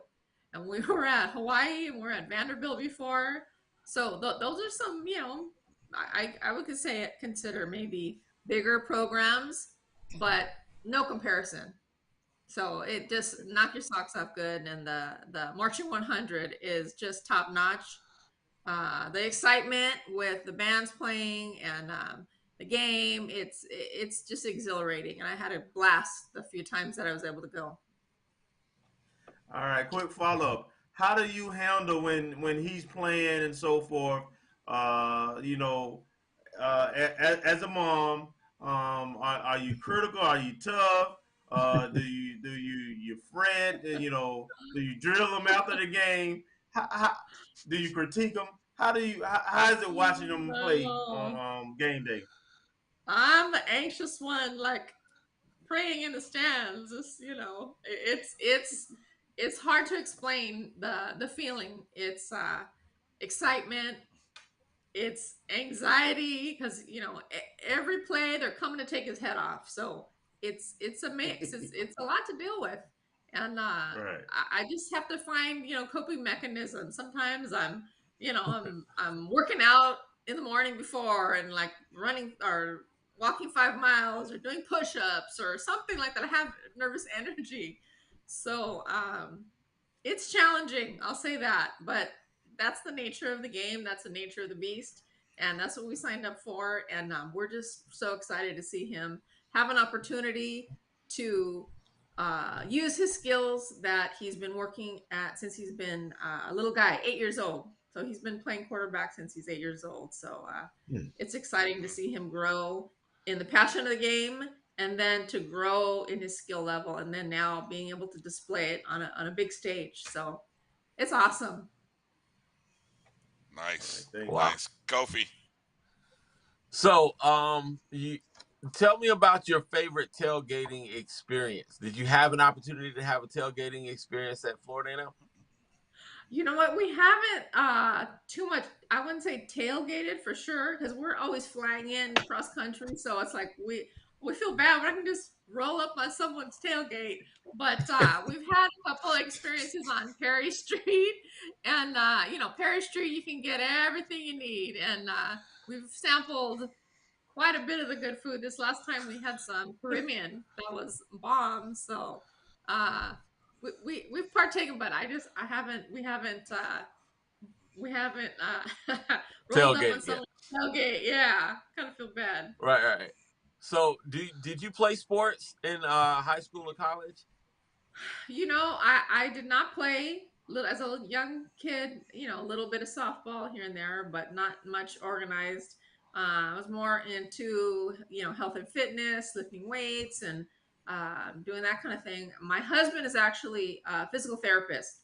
So he did play some football in high school, but he got hurt at a young age and he couldn't play anymore. So we don't have that, long sports background, but to see the kids do, we've encouraged that. And with my husband having the physical therapy background, it's really been a plus, because sometimes with my son being a quarterback and then my daughter's a pitcher, some days we'd have both of them on the couch, iced up with her arm. So he's been great taking care of them their whole life and their whole sports career.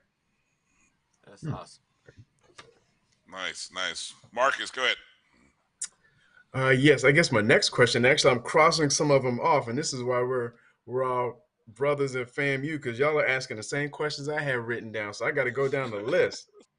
But I guess one of the questions I wanted to ask, do you believe, and this is more of an opinion for you, Erica, if there was a stronger HBCU recruiting presence in California where you guys reside, do you think it would be more of a possibility of getting kids straight out of high school, just based on what you've seen thus far with Jeremy being at FAMU and some of the things that it offers compared to the other stops where he's been? Oh yeah, definitely. I really think that California is one of the biggest hotbeds of talent, and as well as Florida, maybe Texas.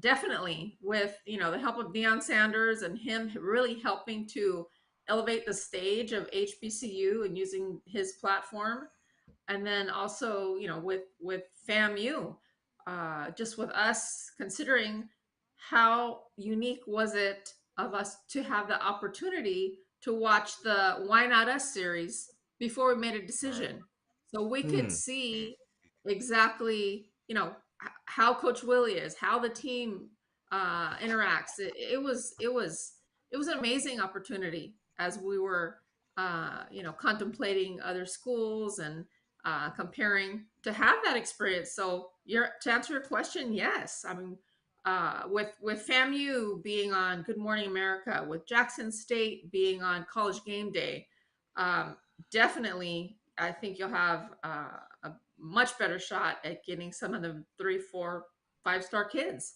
It's a matter of going after it. Now that first domino of Travis Hunter fell, shook the world. Now it's a matter of who's next. Right. Well, thank you. And I guess as a quick follow-up, you mentioned that you guys had a chance to watch Why Not Us.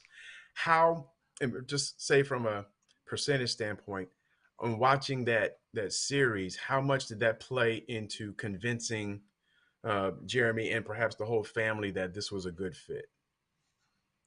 I think it kind of sealed the deal. I mean, number one, the decision was made strictly on football opportunity. because at his age, he's counting down the time. His a lot of time has ticked away, Right. and he had not seen the field. So time was of the essence. So to him to have the opportunity to earn a spot is the number one reason, and then to go to somewhere where they're going to mentor him and they're going to help mold him into a better player, because ultimately that's his goal, is to achieve the highest level of success as he possibly can. So that was the overriding factor with FAMU. But being able to see Coach Willie and the other coaches and how they were, and more about the competition in the HBCU schools in the show, it was so insightful and just really did help seal the deal. Okay. Well, thank you. That's a good point. I hate to say it, just a year ago, but I had kind of forgotten how impactful that show, and what a great recruiting tool that show is, as it talks about not only Coach Simmons, the program, but in the campus as well. So that's good to be reminded about that. And you mentioned earlier about the recruiting in California, and I think Marcus, you kind of brought this up a little bit, but does Jeremy, being a California kid, so to speak, has it sort of resonated with the local papers, or with the local, whether it be former coaches or the community in California, to look out and say, hey, we got one of our own doing a great in Florida, and he's doing it at an HBCU, and hey guys, there's opportunities on the other side of the country in the South. I mean, how does that translate from any perspective that you have?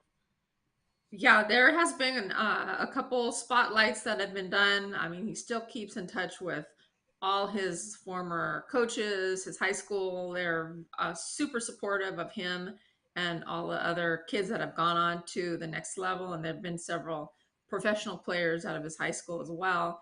And yeah, in the LA market locally, he's done a segment on, I think it's Channel 5 and Channel 9 News, and then the HBCU Go, the ones that are shown on HBCU Go are broadcast on KCAL 9, which is a big LA market TV station. So it's been maybe 2 or 3 of the games already. So it's been awesome.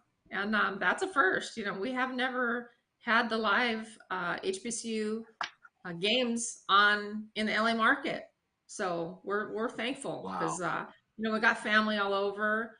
He's got friends all over the country. He's got friends internationally that are following him, and just so excited to see FAMU's success, and for Jeremy to be a part of that success at FAMU. Thank you. Nice. Kelvin, Kofi, Marcus, any final questions that you want to get in here with Mom QB1, as I've sort of coined her now? Yes, she's going to be able to make it to Orlando. Yes, our next game will be in Orlando. So I look forward to meet all you guys out there in person. That'd be great. Yeah, we're excited.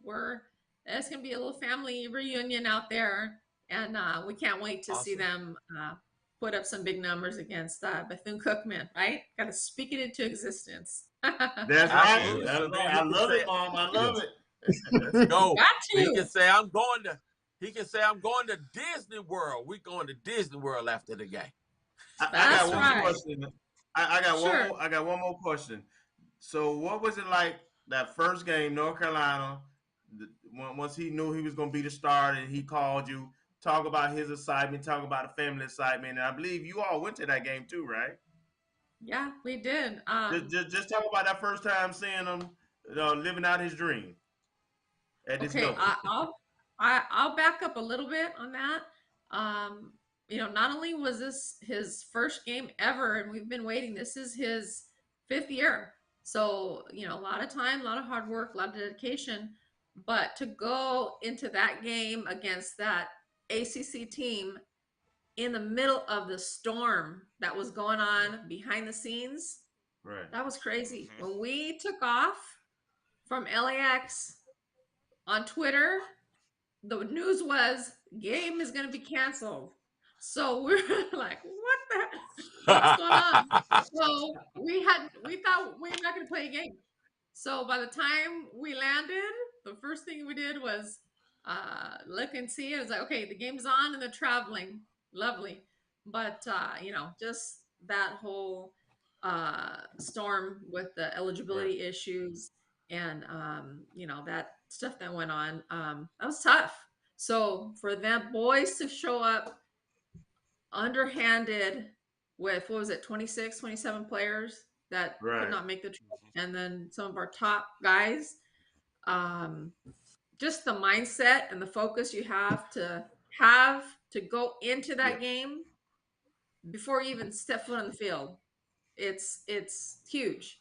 So for that game to be his first game, it was, I can't describe the feeling, but watching what they were able to do when they're down and out, underhanded, and still give them a run for their money. I have never been so proud of my son and that team to show the grit and the metal of what they're made of. So that was awesome. I mean, I was bawling my eyes out all night, and it was awesome experience, and we were so proud of all the boys, just the heart that they showed to show up and show out at that game. It was awesome. Awesome. I do have one more before we go. Now, Sure. Go ahead, Erica, get you in there. mentioned that. Erica, you mentioned that this is his 5th year. Now, I don't know, is he getting a COVID year? Are we going to see him in 2023? I don't know if it's something that we can talk about, or if it's something that's, I don't want to get you in Yeah, trouble. well, at this Breaking time, news. I mean, Breaking news. yeah, at this time, I mean, you don't know what's going to happen or what. I can't speak for my son, but at this point, he does have the extra year of eligibility remaining, and I believe he's leaning towards coming back to FAMU and finishing out there. But you never know what lies down, like same thing as you guys were talking about with Coach Willie. You don't know what's in the future, so you can't say you're going to do something when you have no idea what the circumstances are. But as far as I know, that's the bent that he's going to be back at FAMU next year. So. All right. Well, thank All you right. very much. Well, thank you all right. so Good much deal. for having me. I really appreciate it, and looking forward to meeting everybody in Orlando. We got to make One that more happen. time. Let's We're looking forward to meeting you too. Yeah. Yeah. If y'all have Go ahead, Erica. tailgate, y'all need to invite the family. Yes, you need to know Oh, yeah. what tailgate. I need the info. We'll let you. We'll got make you. sure you I know got where the you. All right. tailgate is. We Yeah. got you. All We right. got you. Sounds Plugs. good. I'm Any there. plugs, Erica? Any plugs you want to give out? Anything you want to let people know? How can they follow you on social media? Or if you want to give out Jeremy's plug, whatever you want to plug, you got it. The floor is yours right now. No, I got no plugs. I'm just thankful, and I appreciate the opportunity to talk to me, and we're open, and we're real proud of Jeremy's journey, and we're just thankful for him to have the opportunity at FAMU. So we're blessed. All right. Well, again, thank you, Erica. Thank you. It's a great story. I mean, his is a great story, and it's not finished. There's still some more pages to write, and He's so still writing we're it. enjoying it. We're still writing it, right? So thanks for taking some time out this evening, and you have a good evening. All right, and we'll see you in Orlando. Thanks so much, guys. I appreciate it. Have a great evening. All right. You Thank too. you. Pleasure. All Bye-bye. right. All right, Mrs. Erica Musa, Mom QB1, as we like to call her around here. Marcus Green back joining us. Before we go to break, Marcus, any quick things you want to add as you were listening to the show earlier in any of our other segments? Anything you want to jump in and quickly comment on? Anything you want to get a take in on before we go to a commercial break? You guys were on point about the Southern and the Bama State game. I know you didn't go in depth, but it's going to be critical putting things out there, trying to make sure we're getting things in place. Around the volleyball, yeah, that loss was kind of, I was like, but you could kind of tell the Bama State, and I guess preseason, Bama State and Jackson State were probably the two teams you had to look out for. So you knew it was kind of dicey, especially since we came back and beat them at their place. And I guess just an update, we did sign 2 high school players for volleyball today. One out of Kennesaw Mountain High School in Georgia, and another out of Alabama. I can't remember the exact city, but we did sign 2 players. And I know in one interview, Coach Gilcon had mentioned that they had pretty much already 2 high school commitments for next year, and I guess he may be filling in the gaps with perhaps some other transfers or if they have extra years of eligibility. So we'll see. Like you mentioned, we do have people listed as seniors or graduate students. So we'll have to see in terms of the eligibility who comes back. But we did sign 2 people today. Yeah, Kelvin, before maybe you can find out before we come back, text Coach and find out and say, hey, how many seniors are going to be recognized? Is it 4 or 5? I think we're down to the final. I think it's 4, but I just want to be for sure. And then Marcus, I saw a quick question. I saw Kofi kind of answer this in the chat room. Marcus, you can add into this. Mr. Figures asked, in terms of whether this is the last year for Jeremy, Jamarie, Tim Williams Jr., and Terrell Jennings. I believe Kofi already said that Jamarie has another year. We just found out about Moussa having another year. What about Timothy Williams Jr. and Terrell Jennings? Both have another year, right? I think Terrell does. He probably gets Jennings the COVID does. year. Yeah, I think Jennings does. I'm not sure about Timothy Williams. I think he was in that first class. He may still, because if he was class of 2018, the first one, then I guess theoretically he still might as well. Okay. But yeah, it depends on whether they come back or list. how often they play. But I do think because Terrell is class of 2019, so even if he didn't have a COVID year, if he played all 4 years, well, I guess this would be his last year. 2009. Well, 2020 didn't count, so 2023 would be his last year with the COVID. But I think everybody else is good. I wasn't sure about Jamarie. Right. But I think Tim Williams. Right. Okay. He has another year. Okay, let's take a quick 2-minute break. Come back. We got to get into some talk quickly about the debut of the women and men's basketball season, and then up the show with our SWAC predictions and as well as our bold predictions for the Alabama State FAMU game. Marcus is going to join us and come in as well. So 2 minutes, we'll be back. You're watching the ONG Strike Zone. We'll be back in just a moment. Vanilla smoked sea salt seasoning is for seafood.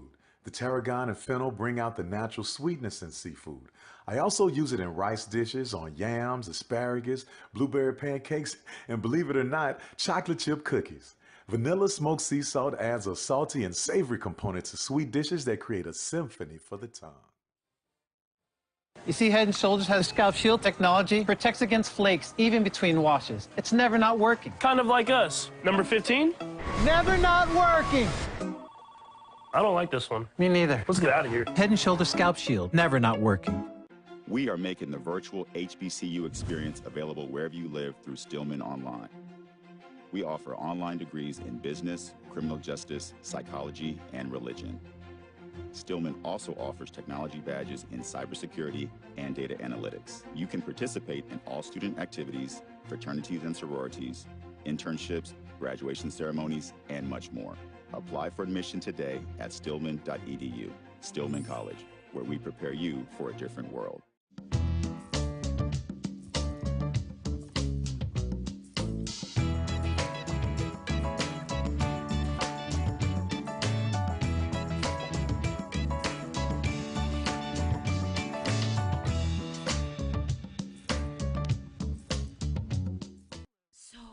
Shop Velvet Online Women's Boutique to spice up your closet with trendy, unique looks. We have fashionable and chic looks at very affordable prices. Velvet Boutique offers free shipping all year long on all orders. Shop online at www.melvetboutique.com. That's www.melvetboutique.com. Like us on Facebook and follow us on Instagram. Shop Velvet Online Women's Boutique.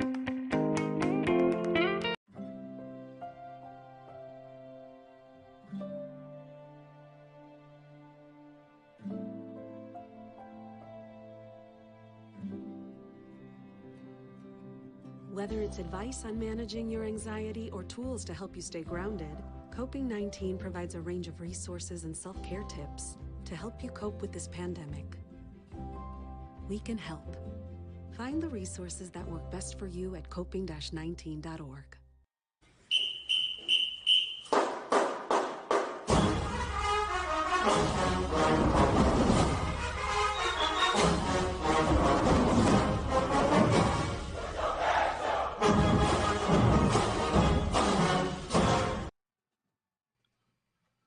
Welcome back to the O&G Strike Zone. Brian, Kelvin, Kofi, Marcus Green joining us. Again, shout out to Erica Musa for joining us in that last segment. Some good perspective on Jeremy. Just a little background on him in case you missed it. Feel free to go back and rewind or catch it on the YouTube stream after this show ends. You can also catch it on the BCSN Pod Zone, which is available everywhere you listen and download the podcast, including Amazon Music. Just simply say, hey, Alexa, play BCSN Pod Zone. Bam, there's the podcast right there, along with other shows that appear on the Black College Sports Network. All right, guys, men and women's basketball season started on Monday, along with hundreds of other teams from around the country. Couple of quick impressions from our women's team. Now, we lost to Florida 88-53, but that final score is not indicative of how well this team played. This was probably, you could not have asked for a better start for this team.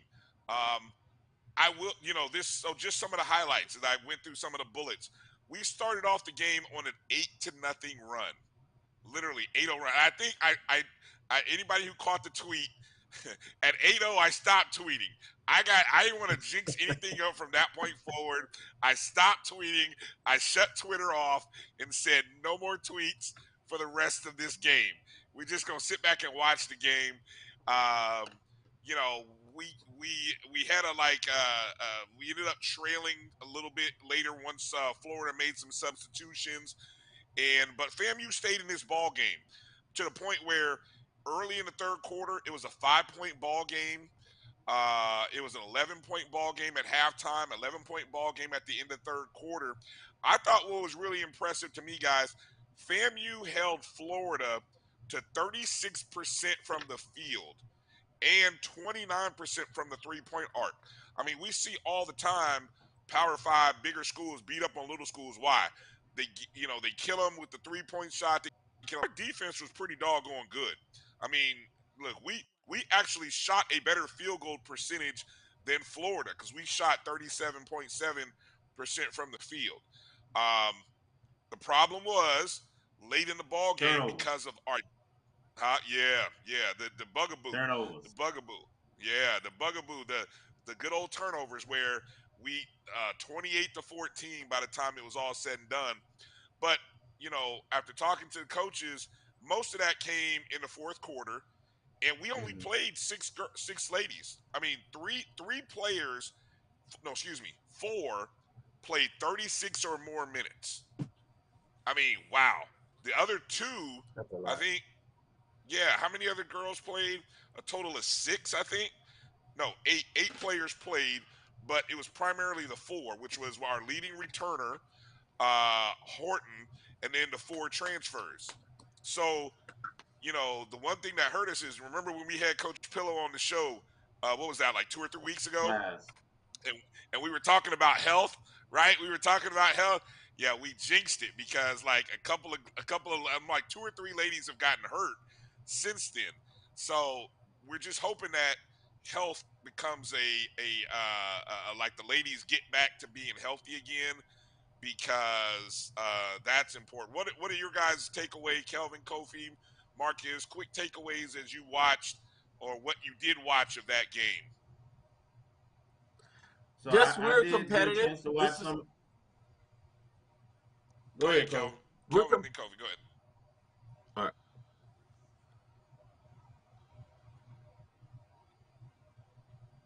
3, 2, 1, go. Kofi, come on. Well, I thought that we were very competitive. It's good to see that measure of improvement from last year to this year.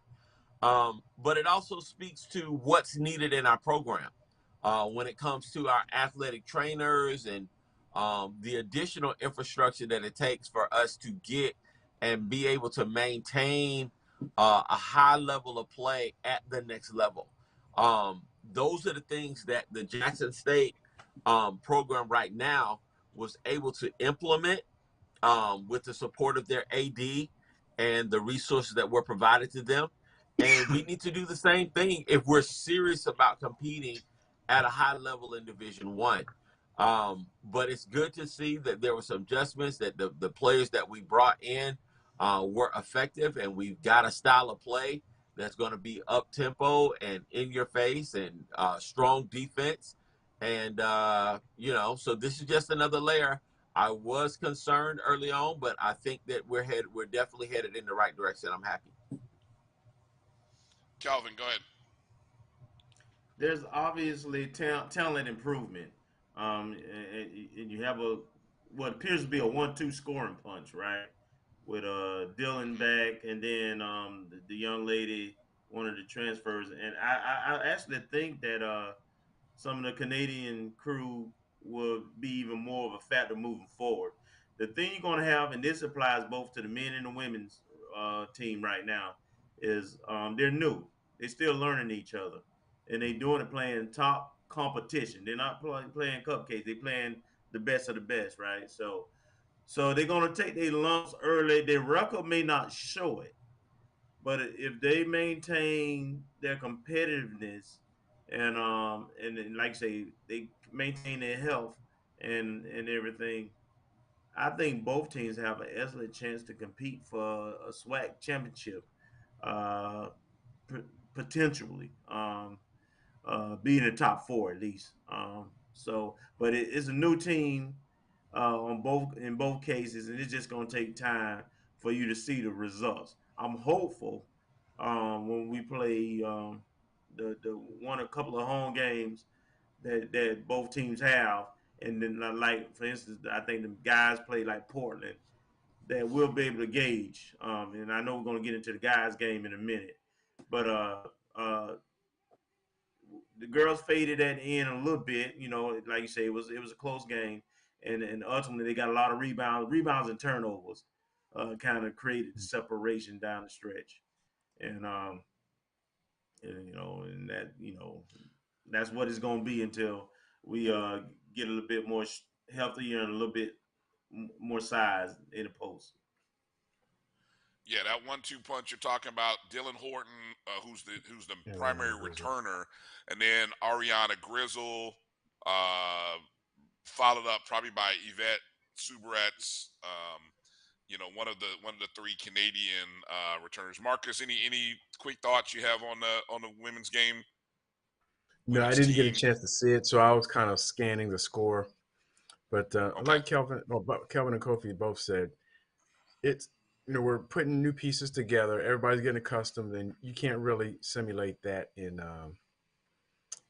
practice when you have to go against live competition that's not in your own jersey. So it'll just be like the volleyball team. You go through the gauntlet of stiff competition, but hopefully it'll forge into a lot better results in the conference season. Now, Friday, the ladies are traveling to USF to take on the Bulls. 6 p.m. tip-off. So you Tampa Rattlers show up. I may drive over for that. hurricane or tropical storm Nicole hasn't created an issue for me. I definitely want to try to get out there to go see that. USF beat a Morehead State team on Monday, like 87-40, but I think we would beat Morehead State by looking at some of their roster and stats. So hopefully USF doesn't shoot as well as they shot in that game. So that'll be interesting. But again, Friday at USF, 6 p.m. tip-off for any Tampa Rattlers. Go support the ladies. I think you will be impressed by what you see. I think they are going to be a lot better, and hopefully, if a couple other players come back off of being a little injured or tender, they'll be okay. The men were in Oregon against the Mighty Ducks on Monday. Lost 80-45, but again, here's a ball game where we trailed by 10 points with 15 minutes to go in the second half. And then they went on like a 17-4 run in the next 7 minutes, and that pretty much pushed it out to a 23-point game, and that was it. But, for the first 20, 25 minutes, we were a competitive ball club. The only problem, we've got to find a way to stop. We got to get points in the paint. Stop the ball from driving up our tail into the paint too, because we gave up something like 42 points in the paint compared to only scoring 21. But if you looked at the squad, we looked more athletic than last year's team. Coach told us that he liked the wings and the size of this team compared, and it shows. We are a bigger team in terms of height and wingspan width than last year. So this is an interesting ball squad to watch. And tonight we played the Portland Pilots. That is a West Coast Conference team that's in the same conference where Gonzaga plays. Look, we only got 2 days rest or a day and a half. How do we respond after the game against Oregon? Tonight will be a good night.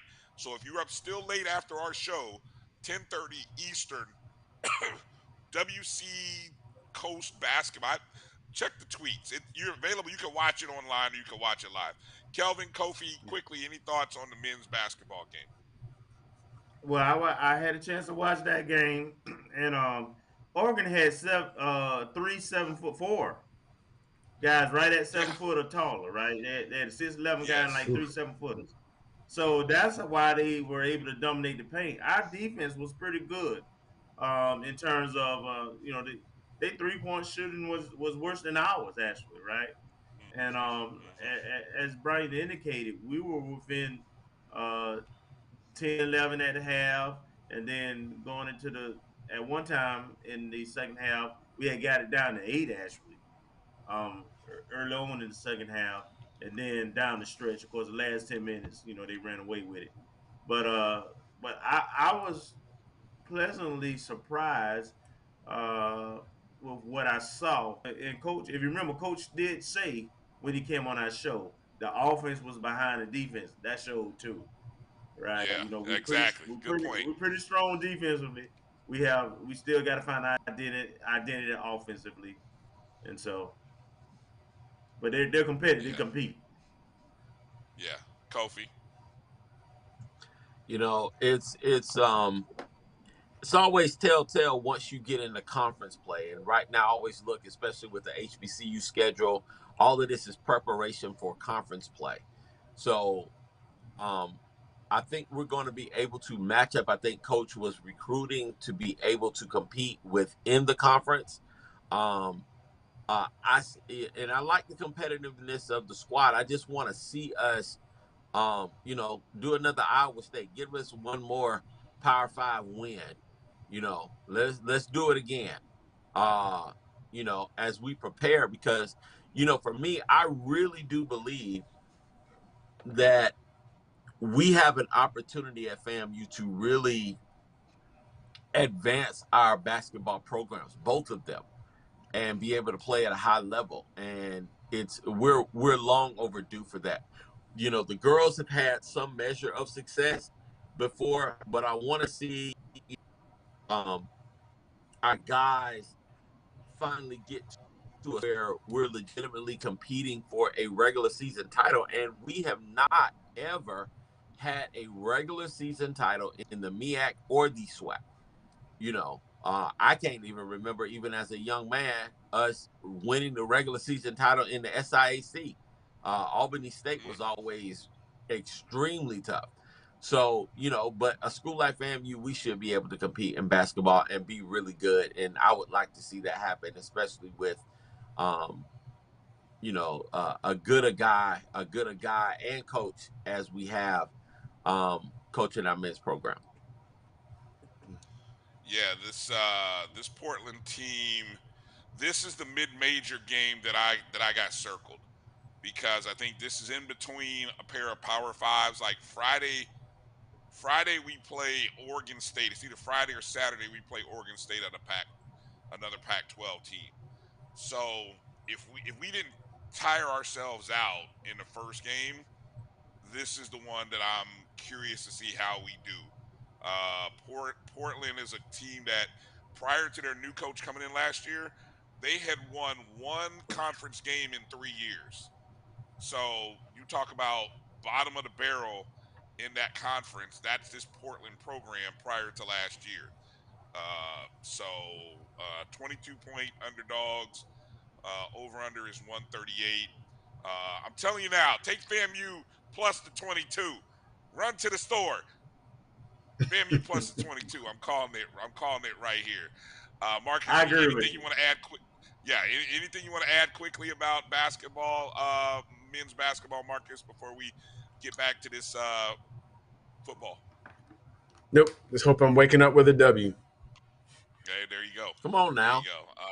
Hey, I don't have school tomorrow, so I may find a way to stay up to watch this one. So that's the one good thing for me. Okay, here we are going into another week.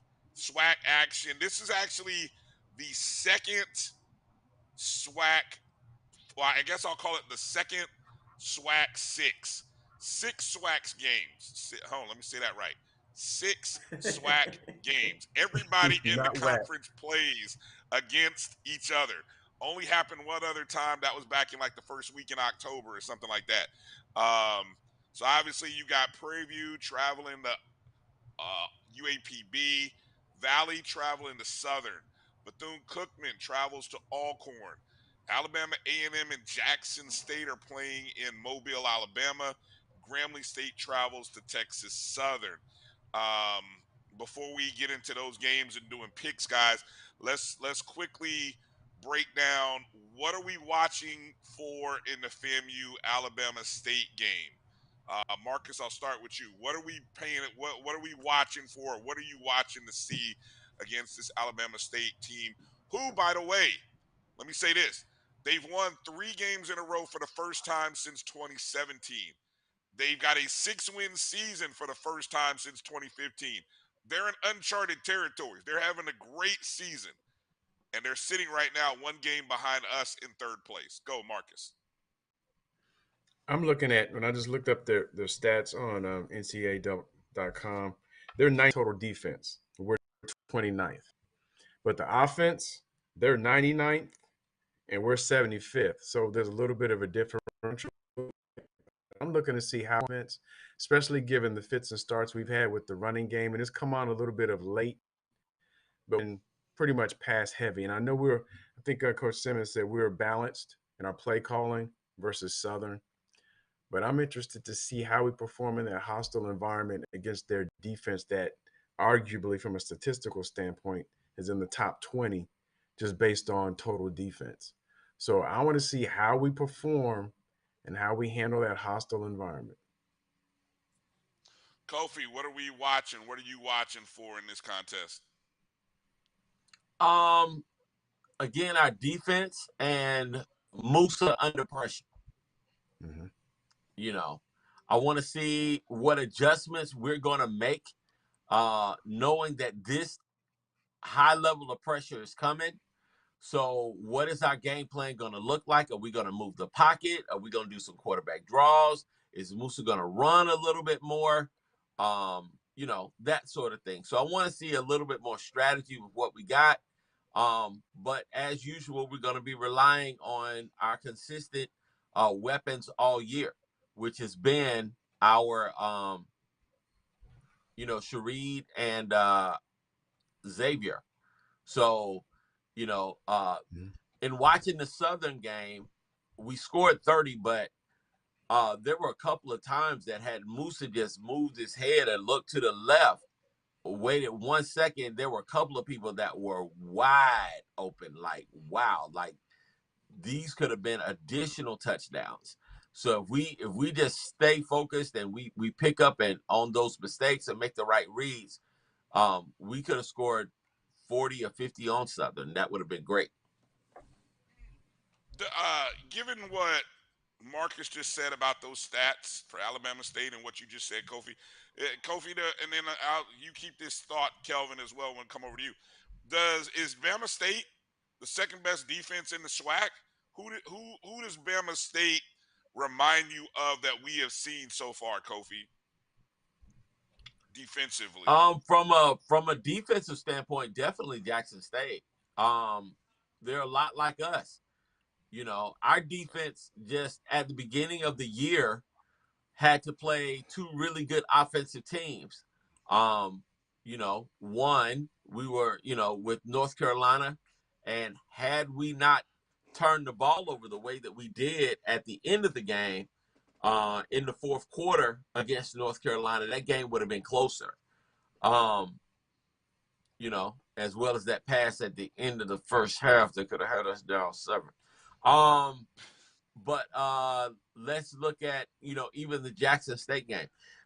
As good as Jackson State is, and as much as we desire to do well against them, the reality is the trauma and the distraction that this team had to deal with leading up to that game was not conducive to a winning environment.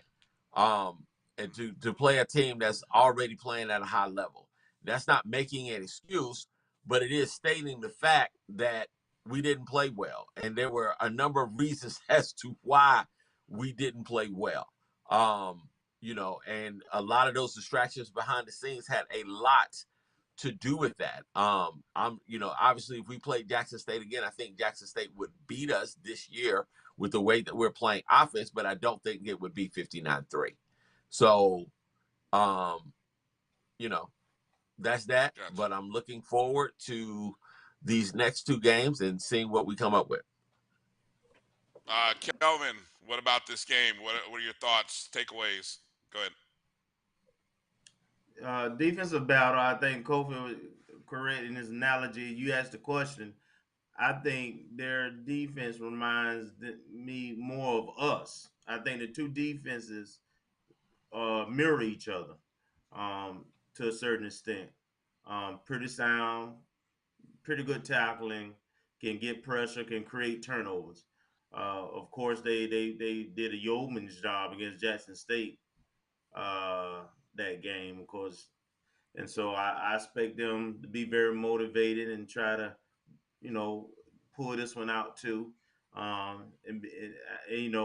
anticipate a competitive game, to be frank.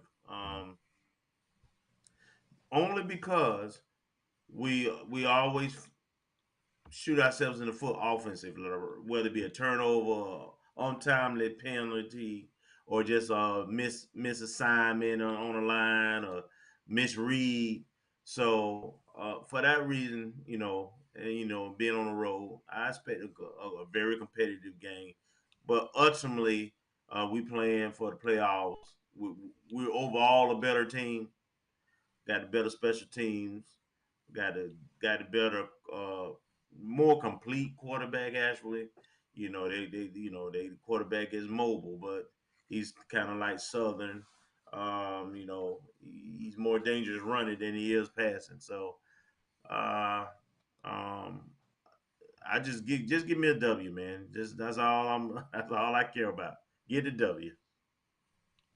Yeah, interesting with 2 solid defenses. I think Alabama State runs the ball offensively better than we do, but we pass the ball better than they do. So it'll be interesting to see whose defense is able to sort of neutralize the other's strength. So that'll be interesting to kind of see as this game goes. And of course, when you look at the series history, these two teams, this is the 39th meeting between these two teams. The last meeting, of course, last year, FAMU shut out Alabama State 28-0. Overall, the series is 18-18-3. Now, that number I dispute that. Alabama State says it's 19-17-2, but when I went back and looked at the FAMU history books, it's actually 18-18-3. So I don't know where that tie is. Maybe I'll look into that I for done next told year. you them Bama State people is something else. I don't know why you. They something else. Yeah. So it'll be interesting. All right. So before we give bold predictions and go into that game, let's go through our picks for this SWAC weekend, and we'll just go around the horn. We're gonna go 5 games in the SWAC, and then we go with our last game as the predicted contest. So here we go. Prairie View traveling to UAPB. UAPB hadn't been very good. Prairie View controls their own destiny with a win. I think Prairie View gets a tie of the West. Marcus, who you got? Prairie View. Kofi. Prairie View. TV. I'm going Prairie View as well. So we spend too much time. We spend too much time on Prairie. Oh no, I got you. Well, here's another one. Valley, fresh off their first win of the season, traveling to Southern. Who you got, Marcus? Southern. Thank you, Kofi. Yep. Southern. Okay, everybody's got Southern to win. All right. This one may not be so easy, though. Bethune-Cookman traveling to Alcorn State. They knocked Alcorn State Bethune beat Alcorn State last year, if I'm not mistaken. Who you got, Marcus? Alcorn. They're playing at home, long road trip. Kofi. I'm gonna go for, but I'm gonna say Bethune going into the Classic. Okay. Kelvin. Alcorn, Bethune displaced again because of the storm. They just lost homecoming. Pretty good at Alabama State. They're down. I don't see it. Going to Alcorn. The reservation is a tough place to play. Yeah, that's right. I like Alcorn. I like corn. Okay.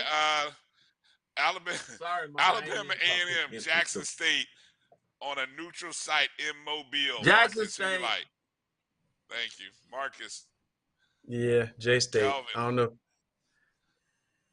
I wonder if Coach Maynard gonna ride his scooter. No, he'll be walking on 2 feet on this one. You be walking in so you can walk out. That's about the best way you can do this one. Jackson State is sweet. Yeah, I mean, man, it's sweeps here. Grambling's been playing well. Texas Southern.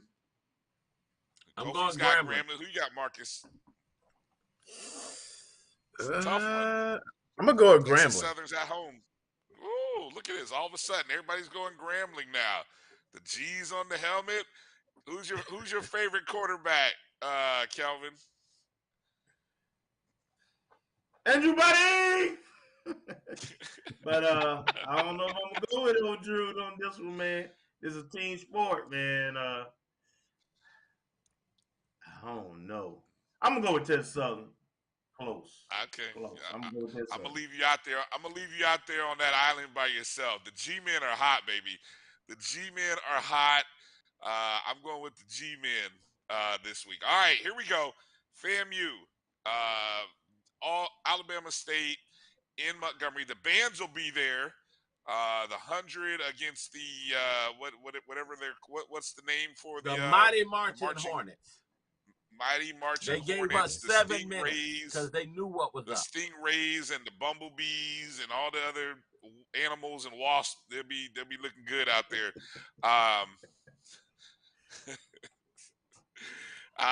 Bold prediction. What do you got, Marcus? Give me a score in your bold prediction. I'm going to say 20-17 FAMU. Special teams comes through on a defensive slugfest. Woo, pretty much all field goals except for a touchdown, huh? One touchdown, all field goals. 2 touchdowns, 2 field goals. Okay, there you go. I like that. All For right, us. Kofi. For us, right. What do you got, Kofi? 28-14 FAMU. What any bold predictions? Anything? Any particulars? Moussa 3 touchdowns. Woo woo! Look at that. You coming We around? finally get a 20-yard like run. it. Who gets a 20-yard run? Jennings or Jennings. AJ. Okay. They've broken off some Nice. runs. Nice. I'm gonna go back Kelvin, on what my. do you I'm got? gonna keep the same score. This is Marcus, but I'm gonna say a bold prediction: a special teams touchdown. Jamarie is gonna come through. You took mine. All right, go ahead. Go ahead, Kelvin. Yeah, you know what I was gonna say. That's why he had to jump in there before me. But, all right, now I gotta think of something totally different now. All right, go ahead. I'm gonna go 20. I'm gonna go 28-10, and I'm gonna go a defensive touchdown. Oh, all right. Defensive touchdown, huh? Okay. All right, I'm gonna top that. I'm actually gonna go 28-21. I think we do get a couple scores. I think it's a tie ball game going into the fourth quarter. I think actually I'm going to say tie ball game going into the final 5 minutes of the ball game. And I think FAMU has to get a touchdown to win it. So my bold prediction is actually I'm going with a 4-touchdown banger by Moussa and Alabama State. 2 of them to Smith, 2 of them to I'm actually going to go 1 to Pruitt, 1 to Shareed, 2 to Xavier Smith. That's 4 touchdowns. 4 by Moussa, and 28-21. FAMU wins in a shootout in a close ball game going down the stretch. So there it is, fellas. That's our bold predictions. I'm sure a lot of you guys. Let me see anything interesting real quick. Any scores? Hey, Brian, Mary I noticed in your 305 notes. also. I noticed in your notes that you have links or coverage on Bounce TV for this game, and I haven't seen anything since. So hopefully, that's coming through. I don't know where you saw that, but okay. I guess that might have been coming from the SWAC office then. Did that come from the SWAC? On the website it says ESPN3. On the SWAC website it says ESPN3. Okay. Really? Hold on. No, hold on. I was looking at the wrong game. Yeah, Bounce TV. That's what it says. Bounce TV, huh? Okay. Bounce. We're gonna have to investigate that. I guess I know that's on my digital platform somewhere.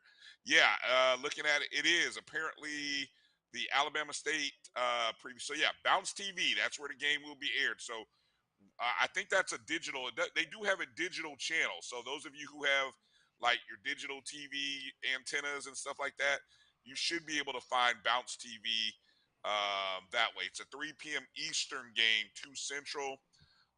Rattler Nation's going to show up because I know we're going to put about 7,000-8,000 in the stands. So that'll be probably 40% of the crowd, I would imagine. I'd say 30-40% of the crowd will be FAMU. So that's going to be a good thing. Take over the Hornets hive, Rattlers. That's what you guys need to do. All right, so reminder again, tonight, 10:30 Eastern, men's basketball playing on the West Coast Conference channel. Tomorrow, Friday, 6 p.m., the Lady Rattlers basketball at USF. And this weekend, Saturday and Sunday, Lady Rattlers volleyball at home in Tallahassee. Last home stand, last regular season games. Go out and support Dominique Washington, Ira Mukar, and the rest of the ladies because we should, and they are fantastic, and we love them. That's going to do it for tonight's show. Again, thank you to Erica Musa for coming in and joining us. Thank you, Marcus, for making it happen and popping in with us tonight. Thank all of you, Dr. Lori in there managing the chat room. Everybody, all our Facebook and YouTube friends, we appreciate you. Hit the thumbs up button on the way out the door. One more time, if you would. Please make sure you share the show. Follow the shows on Facebook, Twitter, and Instagram at ONG Strike Zone. Download the Jericho Broadcast Networks app on the Google Play and Apple App Store, MyJBN, MyBCSN, and go find the BCSN Pod Zone to download all of our shows. Thank you to our producer, Mel, for hanging in with us tonight. You've been watching the ONG Strike Zone. When we get the Montgomery Rattlers, you know what to do. Find the Hornet and just walk up to him and say, hey, baby, this is FAMU. We strike, and strike again. Good night.